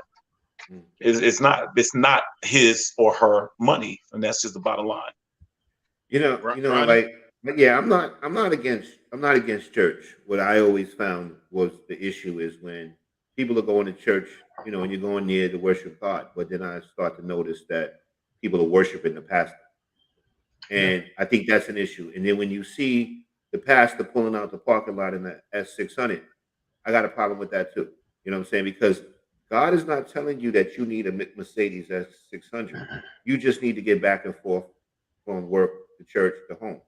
So well, this is how I look at it. We had this discussion in the barbershop one time. So I asked these guys, right? I said, so let's say I was your pastor. Mm-hmm.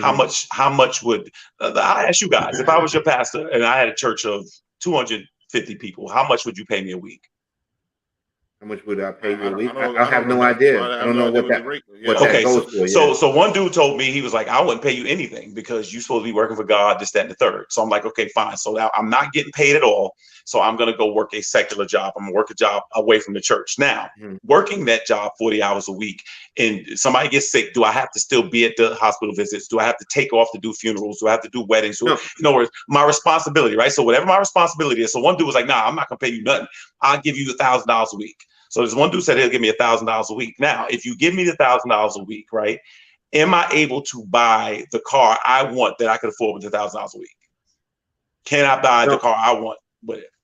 No, the thing is, I think that I'm not saying that a pastor shouldn't get paid. He should have. I think he absolutely should get paid. Right. But I'm saying the thing is this: I don't know what the going rate is for a pastor. I don't know if it's 1,000. No, I get what you're saying. 1,000. I have no idea. But I'm saying if you let's pick a number, any number you pick, Rodney. Let's say you just gave me $1,000 a week.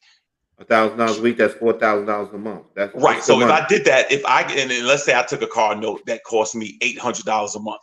Now the church is your church. The church is your only job, correct? Right, which means I've got to be available. I've got to be. In other words, if Rodney say 2 a.m, my grandmother's sick, I got to get up and go. Right. Correct. Okay. Correct. Right. Okay. No, I get that. If you the pastor of the church and your only function is the church, yes, you should be getting paid to the point where you can live in a home. Right, and I'm letting you set the price for that. So you're giving me $1,000 a week. If I go get a Benz and I can afford it on $1,000 a week, are y'all good with that? No, actually, I'm not good with that. Okay, so now tell me that's the thing I want to know. And why not? Because the thing is, too, right? That's going to make me feel like it's about floss for you when it should be about the Lord and the people for you. Right, that's but man, if that feels like that for you, then the next person may say, "Well, look, I saw most of the congregation most of the people in the congregation don't have Benz 600s. They driving or barely making it. But there are still people that may make more than that. In other words, so if you're going to pay me, but then you're going to tell me what I can buy, like somebody may say, based on that, somebody may say, "Hey, I saw you eating lobster. You can survive on tuna fish." So in other words, there's got to be you get what I'm saying?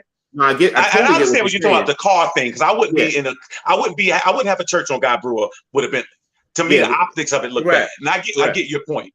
I get what you're saying. I've seen pastors with fancy cars, Bentleys, and drivers, the whole shit. No, I know, and I know you've seen the mega church, whatever. Also, you've seen people that front like they have a mega church and they don't. What I'm saying is this: every car that I purchased, I bought myself. off of working a job outside of church. But if I'm driving in it, that's what I told you. No, see, if you're that's, working, that's what if you have another job, Kelvin, then you get whatever you want. But if you're working for the people, then the thing is, you can't take the church. You still work for the people. You can't take the money that you get from the church and say, well, this week I'm gonna take a little extra, which is what they're doing. Well, that was my point. That's why I asked you what you would give me. You say, hey, I'm giving you $1,000 a week. The way you budget is the way you budget it. We ain't taking up no special anniversary for you. We ain't taking no special offering for you. You get $1,000 a week, and you got to be here this amount of time. And you got to realize too, most of the thank you, people Shauna. Shauna is finally down with Cal. Thank you. Most of the people in the church ain't making $1,000 a week. You know what I'm saying? Well, that depends on where you're at, but I get what you're saying. It varies per neighborhood. To me, I don't think you need to look really way above your congregation financially. I think it looks bad. I think it's, you know what I'm saying? But I don't have a problem with somebody driving a Benz or BMW if that's basically what they bought with the money that they earned. If you buying that Benz or BMW from taking money from the church, now you're talking about a set salary. That's not I'm talking about set salary, right? I'm not talking about the church paying for your car. They're stealing. That's what they're doing. They're stealing, I get what you're saying. Right. But he's asking for but Jamie has a question for you, Kelvin. He said, if we pay you $1,000 a week, I'm pretty sure you're not getting the S-Pen 500 because you can't afford it. Probably not. I'll probably go to Jamaica Avenue, get the low budget one. Probably. You're gonna get a very used one. Got that 1985 E-Class. You're gonna get the 190E. Yeah. The 86. What's the question? Model. What's the question Jamie had? Jamie had, Kelvin, how do you feel about prosperity gospel? And if you can explain that to the people.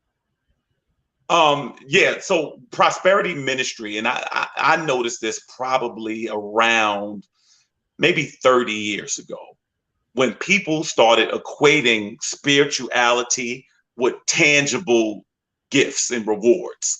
So this idea that you're more successful and God loves you more, or you're closer to God because of what you have, I don't agree with that. I don't agree with that. I saw a lot of people doing things like that, asking people for a certain amount of money and things. And I'm gonna tell you what I think led to it. I think what led to it was televangelism. Years ago, churches were places that people attended in their local communities. Then when you started having ministry explode on TV, because when I was a kid, you maybe had Fred Price would be on.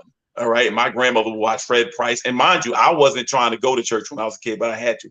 Fred Price and things like that. But I think what happened was you started getting people that were known, TD Jakes and Creflo Dollar. They started doing ministry on a large scale, primarily in the South. And then you got thousands of members and things. And then they started taking that and merging it with affluence. So now there's ministers in cars like athletes and things like that. I think a generation of young people who were aspiring to be in ministry started seeing that and started associating that with success in ministry. So when I was in seminary, this professor asked me, what do you want to do? What is your brand? I was like, I don't have a brand. The cross is the brand. Christ is the brand. I shouldn't have a brand. I'm not trying to market myself. I came up with a lot of young ministers that was trying to really, really make a name for themselves. And that's not what it's about. I've been doing this for 30 years and you don't see me as a star, and I'm not trying to be a celebrity and this, that, and the third. And some people are. I mean, TD Jakes is famous. He's an author. He's written a bunch of books. He's produced movies. He's famous and stuff. But he made this point, and I agree with it. He said ministers are like road maps. You go out there, you don't grab hold to the sign. You can just follow the direction of it. So the reality of it is this: I don't put any man above Christ. I don't put any man on the level of Christ. I don't put any man on the level of God, or whatever the case is. And men and women are fallible. That is the bottom line. So when I see a preacher fall, I don't have faith in the preacher. I never did, because the preacher didn't save me. There's no salvation in the preacher. So preacher fall, it don't drive me crazy. You know why? Because the preacher's human like anybody else. So damn, what happened? Man, my mama made me see Frederick K. Price at MSG. Damn. And so funny, so his son now took over a church, and they put the church right next to Central Park in this most affluent area. It's on 92nd or somewhere. Yeah, you know what I'm saying. And I'll tell you like this honestly. One of the reasons that I've always tried to stay like, I never really wanted anything from the church because I never want to live like that. You know what I'm saying? If Rodney could go out and work, he could buy a car he want. D can do it. Derek do it. I got to see my car in a dream. Like I got to see it in a vision or something. It's like I'm not knocking you, Rodney. I'm not knocking you. I know you're not knocking me. I feel like the church is not your only income. You have a job in a business, correct? So right, the church is not my income at all. Right. My point is, you're in a position to buy what you want, but when you're living off the church, that's the issue. Right? No, I got you. And what some of these churches do is they give a housing allowance, or they give what some of these churches do is they have a house, they have a parsonage or a manse that they put the minister in, and all those things like that. But I'll say this: it's very, like you said about people that start worshiping the minister or something like that. That is the responsibility of the minister to make sure you deflect that. You do not want to have a cult following. You do not want to. You do not want clones coming and creating people, because the reality of it is this: you're supposed to point people to the cross. You're supposed to point people to God, because if not, people are. I'll never forget. I was at a church one time, and I finished speaking. And this lady's like, I'm honored to be in your presence. I'm like, what? Like, I mean, I get on my own nerves, you know what I'm saying? And no matter how complimentary she may have meant that, I don't trip on that. We were taught to deflect that. No, it wasn't me.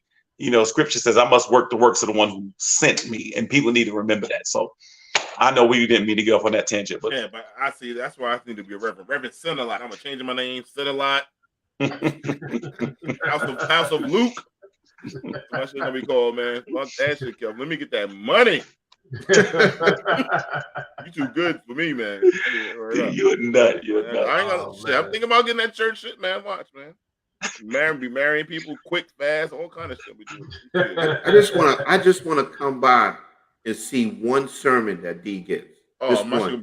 I think that's all I'm gonna need to see. I know the name of the church. Scroll Ministries.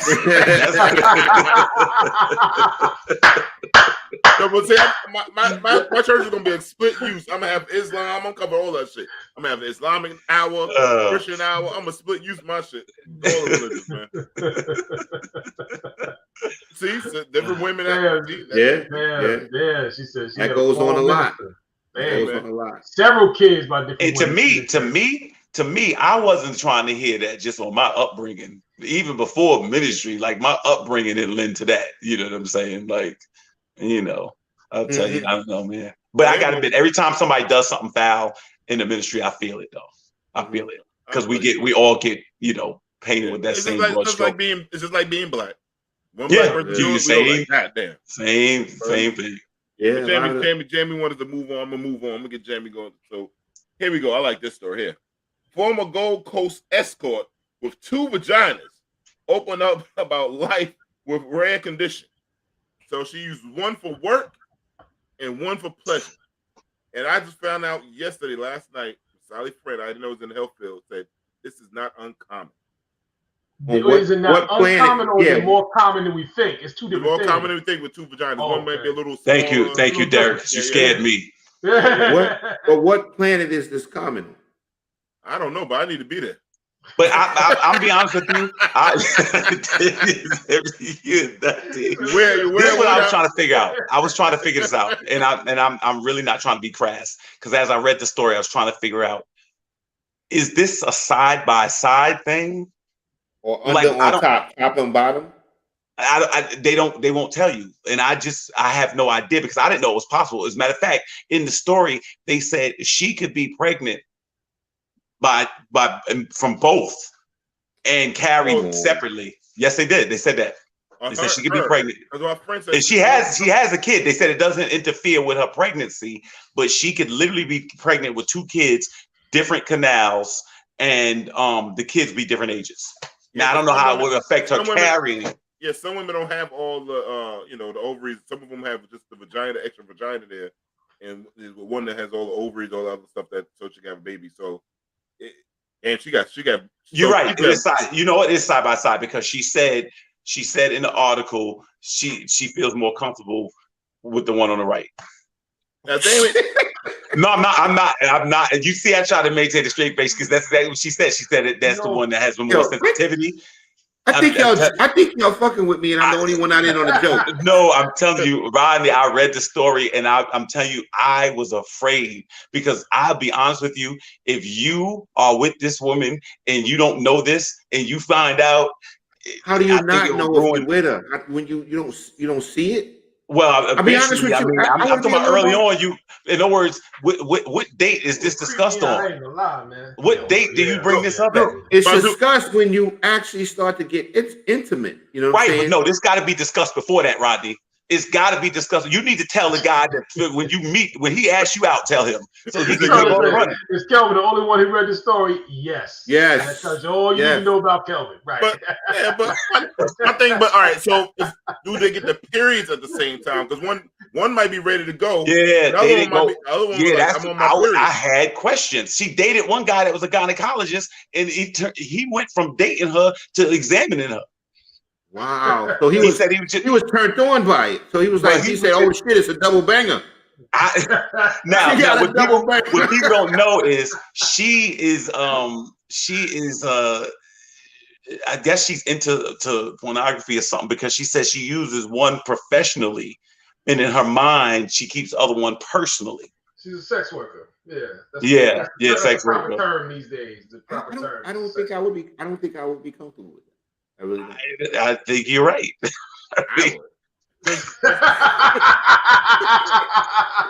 Because you can have listen, I'm telling you, listen. These are the possibilities, man. The possibilities. You have toys. You know, you got the rolls. You know what I'm saying? Wow, man, that could be some. Yeah, I had never heard of this before. I didn't know this was possible. With two coochies, both of them don't have the period, so every night's a go night. Ain't gonna know you got no 7 day break. You might have a point on that. Every night's a go night. Yeah, that's every night's a go. Derek, don't look in his eyes. Derek, You got you, dude. I'm just saying. You gotta remember, I know him for years. You hypnotized me right quick. Right, let me get Derek, come I known him for years. I know how to fight that shit off. He's like, don't go into the light. Yeah. I saw Derek turning like, no. Any women that's still with the show, would you want to have two coochies? And what would be the benefit you think of having two coochies? Anyone want to chime in on this? No, the better question was, does anybody actually have? I mean, like, that's the reality. I don't think that shit is common. It's not common. I hope not. I don't think it's common, no but way. It's not. She's not a rare case. She's not rare. I hope not, because I think every conversation will center around that. I just don't think you get past that. Wasn't that a Mad magazine back in the day? Something like that. You used to have these wild stories. I know Sammy Jam used to read these Inquirers. Inquirers used to have crazy shit like that back in the day. Oh man. Sean said, hell no. Basically, one is enough. And one is enough work. Yeah. No way. I don't want the one I got. Yeah, because think about it, she might have to pay for 2 Brazilians. I'm looking this way. But then again, it may be 2 for 1. You never know. It may be. All right, let me see. I'm looking at your eyes now. All right, let me stop. Yo, no, this is a true story. This is a true story. I swear to you. It is not on the vagina stuff. I remember took Chicken Wing to go get his feet done, nails, and he told the lady I shouldn't pay full price for the for my hands getting done because I only got one hand.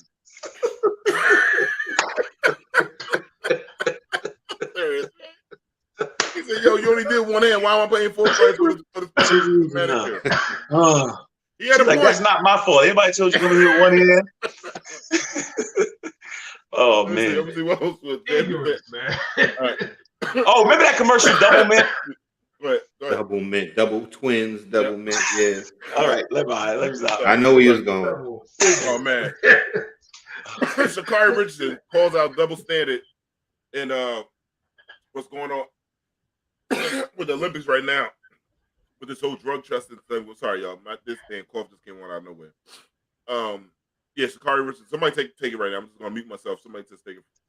Okay, well, Sha'Carri, as we know, she was there were sanctions put on her because she tested positive for marijuana, and she was banned from participating in the Olympics last summer. And recently, a young lady who was of another persuasion. This young lady tested positive for a banned substance that was considered to be like a drug that you would use for a heart patient. And so Sha'Carri is bringing up the point, like, what is the difference between she and I? You know what I mean? Yeah, she's 15 years old and I'm 20 years old or whatever the case is, but she should be banned. So when you listen to the committee from the chairman of the Winter Olympics, they literally are like, well, we just felt we should allow it to happen this time. There may be some sanctions later. And she's like, it's absolutely ridiculous. She said, this girl tested positive way before the Olympics. They hid the test. She said, my results came out that week, was exposed to the world. And so we know what it is. It's a double standard. It was really, really foul the way they did that. And so she wants an explanation, you know, and I think she makes a very, very good point. Makes a good point. Oh, she does.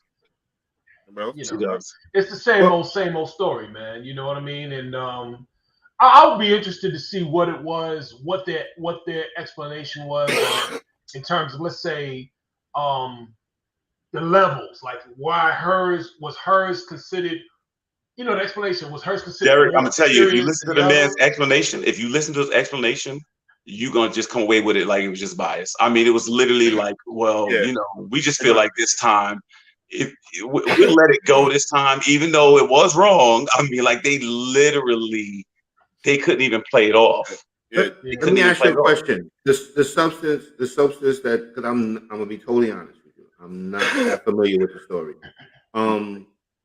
The young lady that tested positive, was this a performance enhancement drug? Well, that's the thing. So Sha'Carri said it's a banned substance, and it was. She said weed is not performance enhancing, and I got sat down for that. Okay. This supposedly is just banned, but I think it's banned for a reason. Yeah, okay. And anything dealing with your heart, I'm assuming. They're saying the weed can mask some drugs. That's the argument from the Olympic Committee on that part. I'm going to say this, right? And I know that everybody probably won't agree with it because I'm going to go against the grain a little bit. Now, the thing is, if this girl took a performance enhancing drug and she took something so she could win, and is this girl a Russian? I don't know if she is. I think she's, because I noticed she's in a figure skater, right? European. Because they cheat all the time, the Russians. They always dope in or whatever. Cheat, and they do it well, bro. The thing is, like, as far as Sha'Carri Richardson, in my opinion, I just want to see Sha'Carri Richardson win, right? You know, Sha'Carri Richardson made a choice. She smoked weed or whatever. And, you know, to me, I think she should just, not just saying that this is not unfair. I think that Sha'Carri Richardson should just focus more on trying to get to winning. That's just my honest opinion. Well, Rodney, she can't. You know why? Because you could tell already she makes bad choices. Camp around her. She doesn't have a camp around her. Because there's no reason to keep making news if you're not on that track. Correct. That's the thing, and she keeps doing it. She keeps doing it. My point is, be quiet, Sha'Carri, and just work on getting. Because I'm gonna tell you right now, the last time I checked, winners can almost say whatever they want and get away with it, but not losers. So the thing is, and I just guessed that but they dope all the time. But the thing is, you can't say, well, oh, she did it. That's you not taking accountability for what you did. Right. You know what I'm saying? She made a choice to smoke weed. She paid for it. Obviously, they gave her up right away because obviously people don't like her, and then there's a race issue.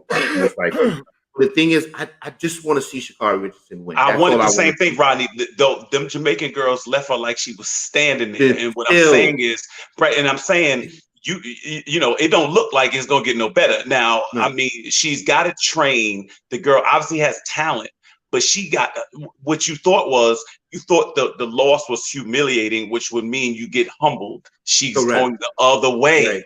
And the money that she's losing with this behavior. Oh, she never getting that Olympic money back. She would have had many endorsements after that. She's lost millions of dollars.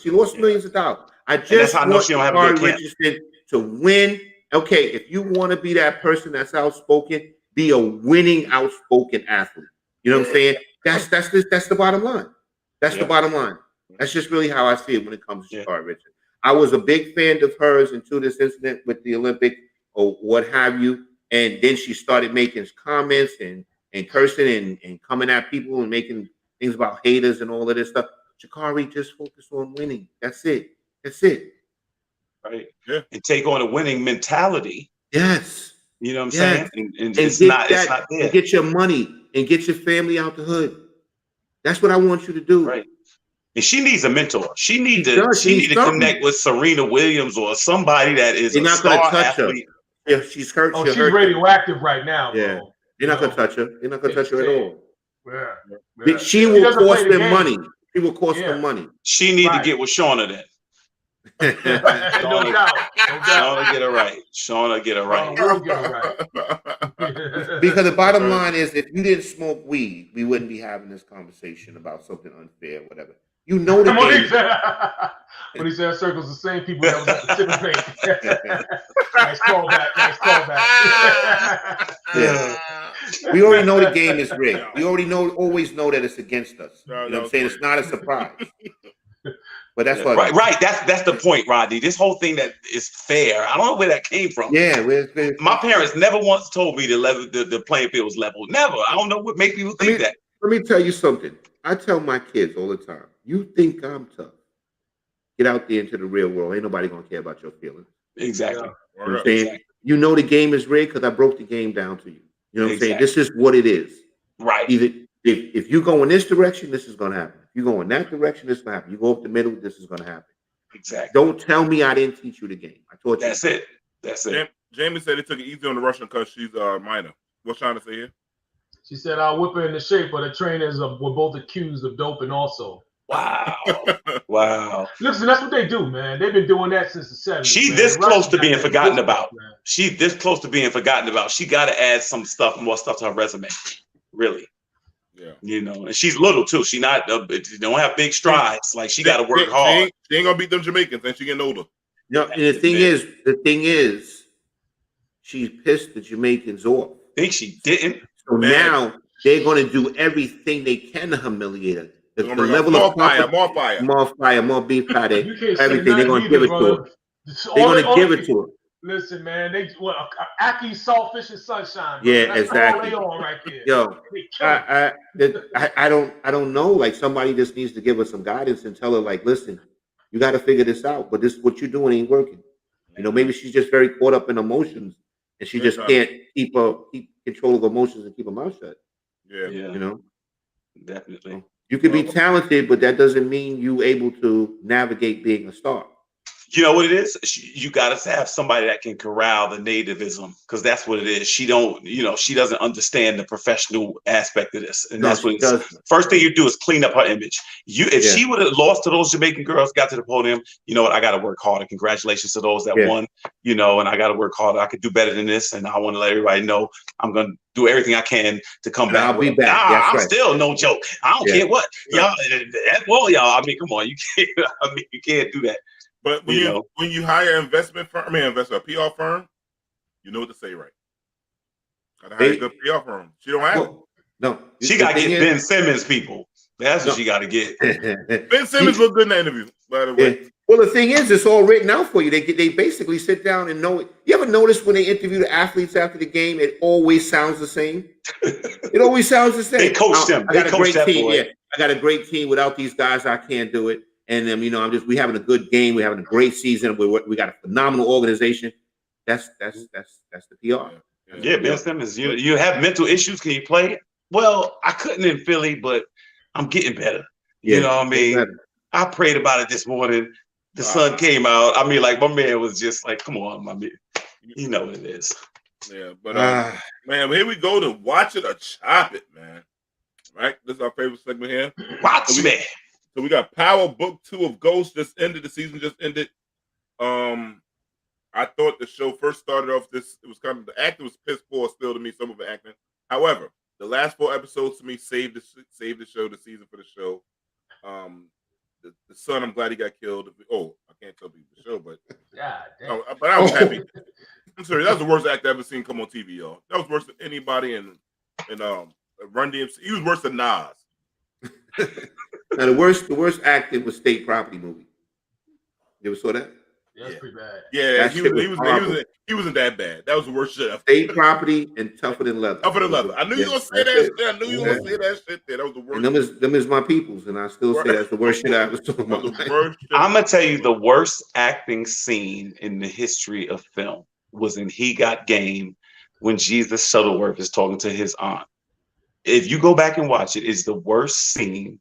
Jesus, your mother, my sister. I'm like, Spike Lee, was you absent that day? Yeah, like, yeah. you literally could not tell me that lady was not working craft services before that scene and somebody got sick. Yo, they filmed that at Lincoln High School. They used my old And Coney Island. Yeah. Well, she was the lady that worked in the lunchroom was up, and they just now as far as Power Book is concerned, or as black people call it, Shakespeare in the Park. I'll say this. I've tried to watch some of it. One of my nieces loves it. I have to admit the writing is just the storyline's a little weak to me. But the good thing is this, the groundbreaking thing about black people, in crime, though, that's what TV was missing anyway. So now, at least we groundbreaking right there. So we groundbreaking right there. You know what I'm saying? But she's the writer, what you want? She's leaving to go to Netflix. She got big money to go to Netflix and write. Oh, the creator. Yeah. Courtney Kemp. Yeah, she's gone. Yeah. So she's gone. This was her last one. Yeah, So, but, I think she got a four movie deal with Netflix or something. Something like that. Wait, I ain't mad at her. I mean, I think it's being Powers ran his course. Yeah. But Mary J, she had to get a check on there, so I'm mad at it because her husband taking her to the ringer. My ex-husband. Word. That's a whole nother. Let's talk about that next week. We'll talk about that next week. So Jamie don't be typing over here mad at me and shit. We got Power Book 4, right? The Force with Tommy. 2 episodes. I think this shit was dead ass boring, but that's my opinion. I hope it gets better. I love Tommy as a character. He's in Chicago in this now. He ran away from New York. Let's head to the West Coast. So do you think they're gonna bring it all together? Like people saying that the brother was it Ghost or whatever? He died or he didn't? Or I don't know. No, Ghost is dead. I don't think they're gonna bring it together. I don't know where they're going with this shit. I think it's Powers running its course. I think they caught us right now that everybody's home, and we just watching because we already know the stories and it's like the characters. So you guys realize the ratings are pretty high on these figure shows. Yeah. Super high. Yeah. I think the Power Book second season I think it was better than the first one. I didn't think the first one was that good, but I thought the second was better. Some of the actors, yes, need some work. I'll tell you one thing. Monet is the meanest woman on the world. She ain't never happy. Never happy. She always beefing. She wake up mad. Yeah. I won't kill you. God woke me up. Yeah. Yeah. But I'll be honest with you, the one thing that I do like it is that you see a lot of black actors. And most of these actors weren't well-known actors and they're getting checked. So that's the thing that I like. Hey, whoever casted that son was the worst casting person. That had to be a favor. Yeah. He didn't realize when she said Monet's not your aunt, she's your mother. The only thing he worried about was the damn scholarship. I mean, going to the pros. Going to the pros. That was I like. I think I did see that. You're not 18. You're not 18. You're 35. Yeah. And that's what I'm saying. This dude was too old to be like playing off like he was a teenager. Dude was like 23. Yeah, like 67 years old. Yeah, and then they have to. Is that the one where the dude was out there shooting and the guy said that I'm your father? Yeah, I didn't think he's a good actor either. The guy that plays. Nah. And some of them don't look like they mix Puerto Rican. Yeah, and if you're gonna be somebody's father, to be like, yeah, what size you at 10.5, right? So do I. Okay, well that should do it right there. Yeah, you're my son. You're my son. Yeah, I mean, like the Bobby Brown guy. I don't know his name. King, whoever we call it. I always call him Bobby Brown. His name is King. Yeah, King. The one that we always call him Bobby Brown for the New Edition thing. You don't like Kane? You don't like his character? He don't look Puerto Rican. What I'm trying to say. Oh yeah. You don't look like you know that mix in there, man. I think he's one of the better actors. He plays the bad guy. Yeah, he get killed. Yeah, Elvin. Yeah, he got a job. Oh yeah, he went from Charlie. Yeah, he said he went. He's the best actor. He don't even get little roles. Yeah, he ain't that great. Yeah, no, Sandra dumped him. I think Method Man's doing his thing though. Or Method Man's doing his thing. Method For Man. black people, we are the most loyal viewers, man. I'm gonna tell you something like that. Yeah, you can sit here and break loyal apart consumer a period. show and be like, "Oh, this was bad and that's bad," but we will tune in every week, though. Man. Yeah, I'm telling you. Yeah, you know, but they build whole networks off of us, man. Yeah, I don't know. I'm not really feeling the Tommy show, but it gives me something to watch. There's nothing else. There's no football on Sunday, so they got me captured. You still got your Knicks, brother. Bro, they just lost. They had a 28-point lead. Don't bring them up, and they just lost to Brooklyn. That's another subject. Go ahead. Now the thing is that they keep you glued every Sunday for continuous series. They come right on after each other. You know, I think that's pretty ingenious. Very ingenious. Let me ask you a question though. Why is there no other seasons? It seems like New York is always in the winter. It never filmed. They have no summer. None of the powers ever in the summer. They're always in the wintertime. Really? Because that's New York, man. They want to put the New York fashion on there, man, or something. You know, we don't have a real summer fashion. All I think is the wintertime. Ain't nothing like a good summer dress on a woman, man. Derek is. I think Derek is right. He's right. Because you get to wear more clothes and that's more marketing for them. Yeah, the only thing that I don't like is that they obviously took a deal from Fendi and Gucci and all that because they're draped in it. Oh, and that's the thing that I don't like. You know, you're still promoting these high-end brands to us. You know what I'm saying? And the thing is, they're wearing stuff with huge logos on it intentionally. You know, but they obviously got a check from them because that's the only way. That's the only. Thank you, Shauna. Thank you, Shauna. Word, shout out, Shauna. AKA the feds. AKA the feds. The feds. Is she talking about our show or she's talking about our show, man? Oh, okay. Well, thank you, Shauna. Thank you then. Right up. Yeah. See, we got before time go out. So we saw, if you want to watch Tommy, I'm not saying this and it, just the first 2 episodes.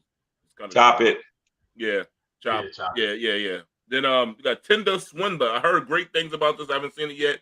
Ronnie, I think you saw this already. I'm going to watch it this week. I'm going to go through this whole thing.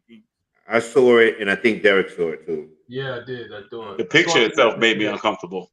No, go ahead, Derek. You go first. No, it was an excellent show. What I liked most about it, it was almost like they were shooting. They made the movie as the case was still going on, because you could see like they were still able to do some things like like she was able to, like, they would have conversations with the person, with one of the ladies about it, and they would be like, it was like this just happened like last week or something. You know what I'm saying? It was like you felt like you were in the middle of it while it was happening. So and I think that was due to when they got the Finnish journalist. Anyway, the bottom line is the Tinder Swindler, amazing show about this guy, true story, who would just go around and just swindle women, man. He's a con artist, man. Who would just con women out of so much money. Like a preacher, like a That's foul, brother. That's foul. That's foul. That's foul. I thought we was in a good place already. I'm just saying, I need to get one of church. I could get to when the women ain't get the money. Yeah. So it was excellent. So what did you think, Rod? What did you think? No, I thought it was very good too. Women, beware of being on Tinder and somebody catching feelings for somebody and they rob you blind. So that's really what this is about. It's about a guy that's preying on women on Tinder that is preying on them because people are looking for love, and he's taking advantage of that. He's got this lavish life that he leads. He makes you feel that he's showing you he's very rich, but he's actually taking from one woman to take care of you, take you on a private jet, and then he gets another woman to take care of her, and he gets you too, and next thing you know, he's in your bank account. He's got you taking all these loans. And he's not Nigerian. He's not Nigerian. He's not Nigerian. No, he's not Nigerian. No. I would recommend that everybody watch it, men and women. But it's more so women should definitely watch, especially drama to it. Especially if you're on social media trying to meet people. Yeah, right, Sean. You said not black people, not black women. We ain't got it.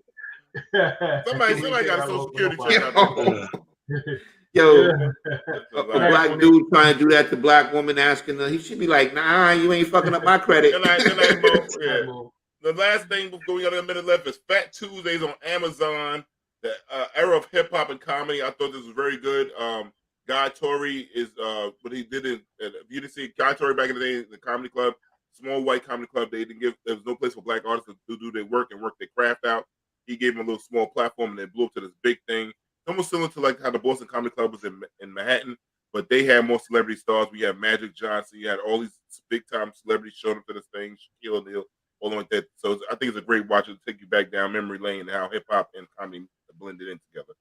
So get a chance, check it out on Amazon Prime. Yeah. So with that said, ladies and gentlemen, this is the closing to our show. Thank you for watching. Let's Chop It Up. Follow us on Facebook, YouTube, and Twitter. Come back next week. We love you all. Make comments. Peace, peace, and peace.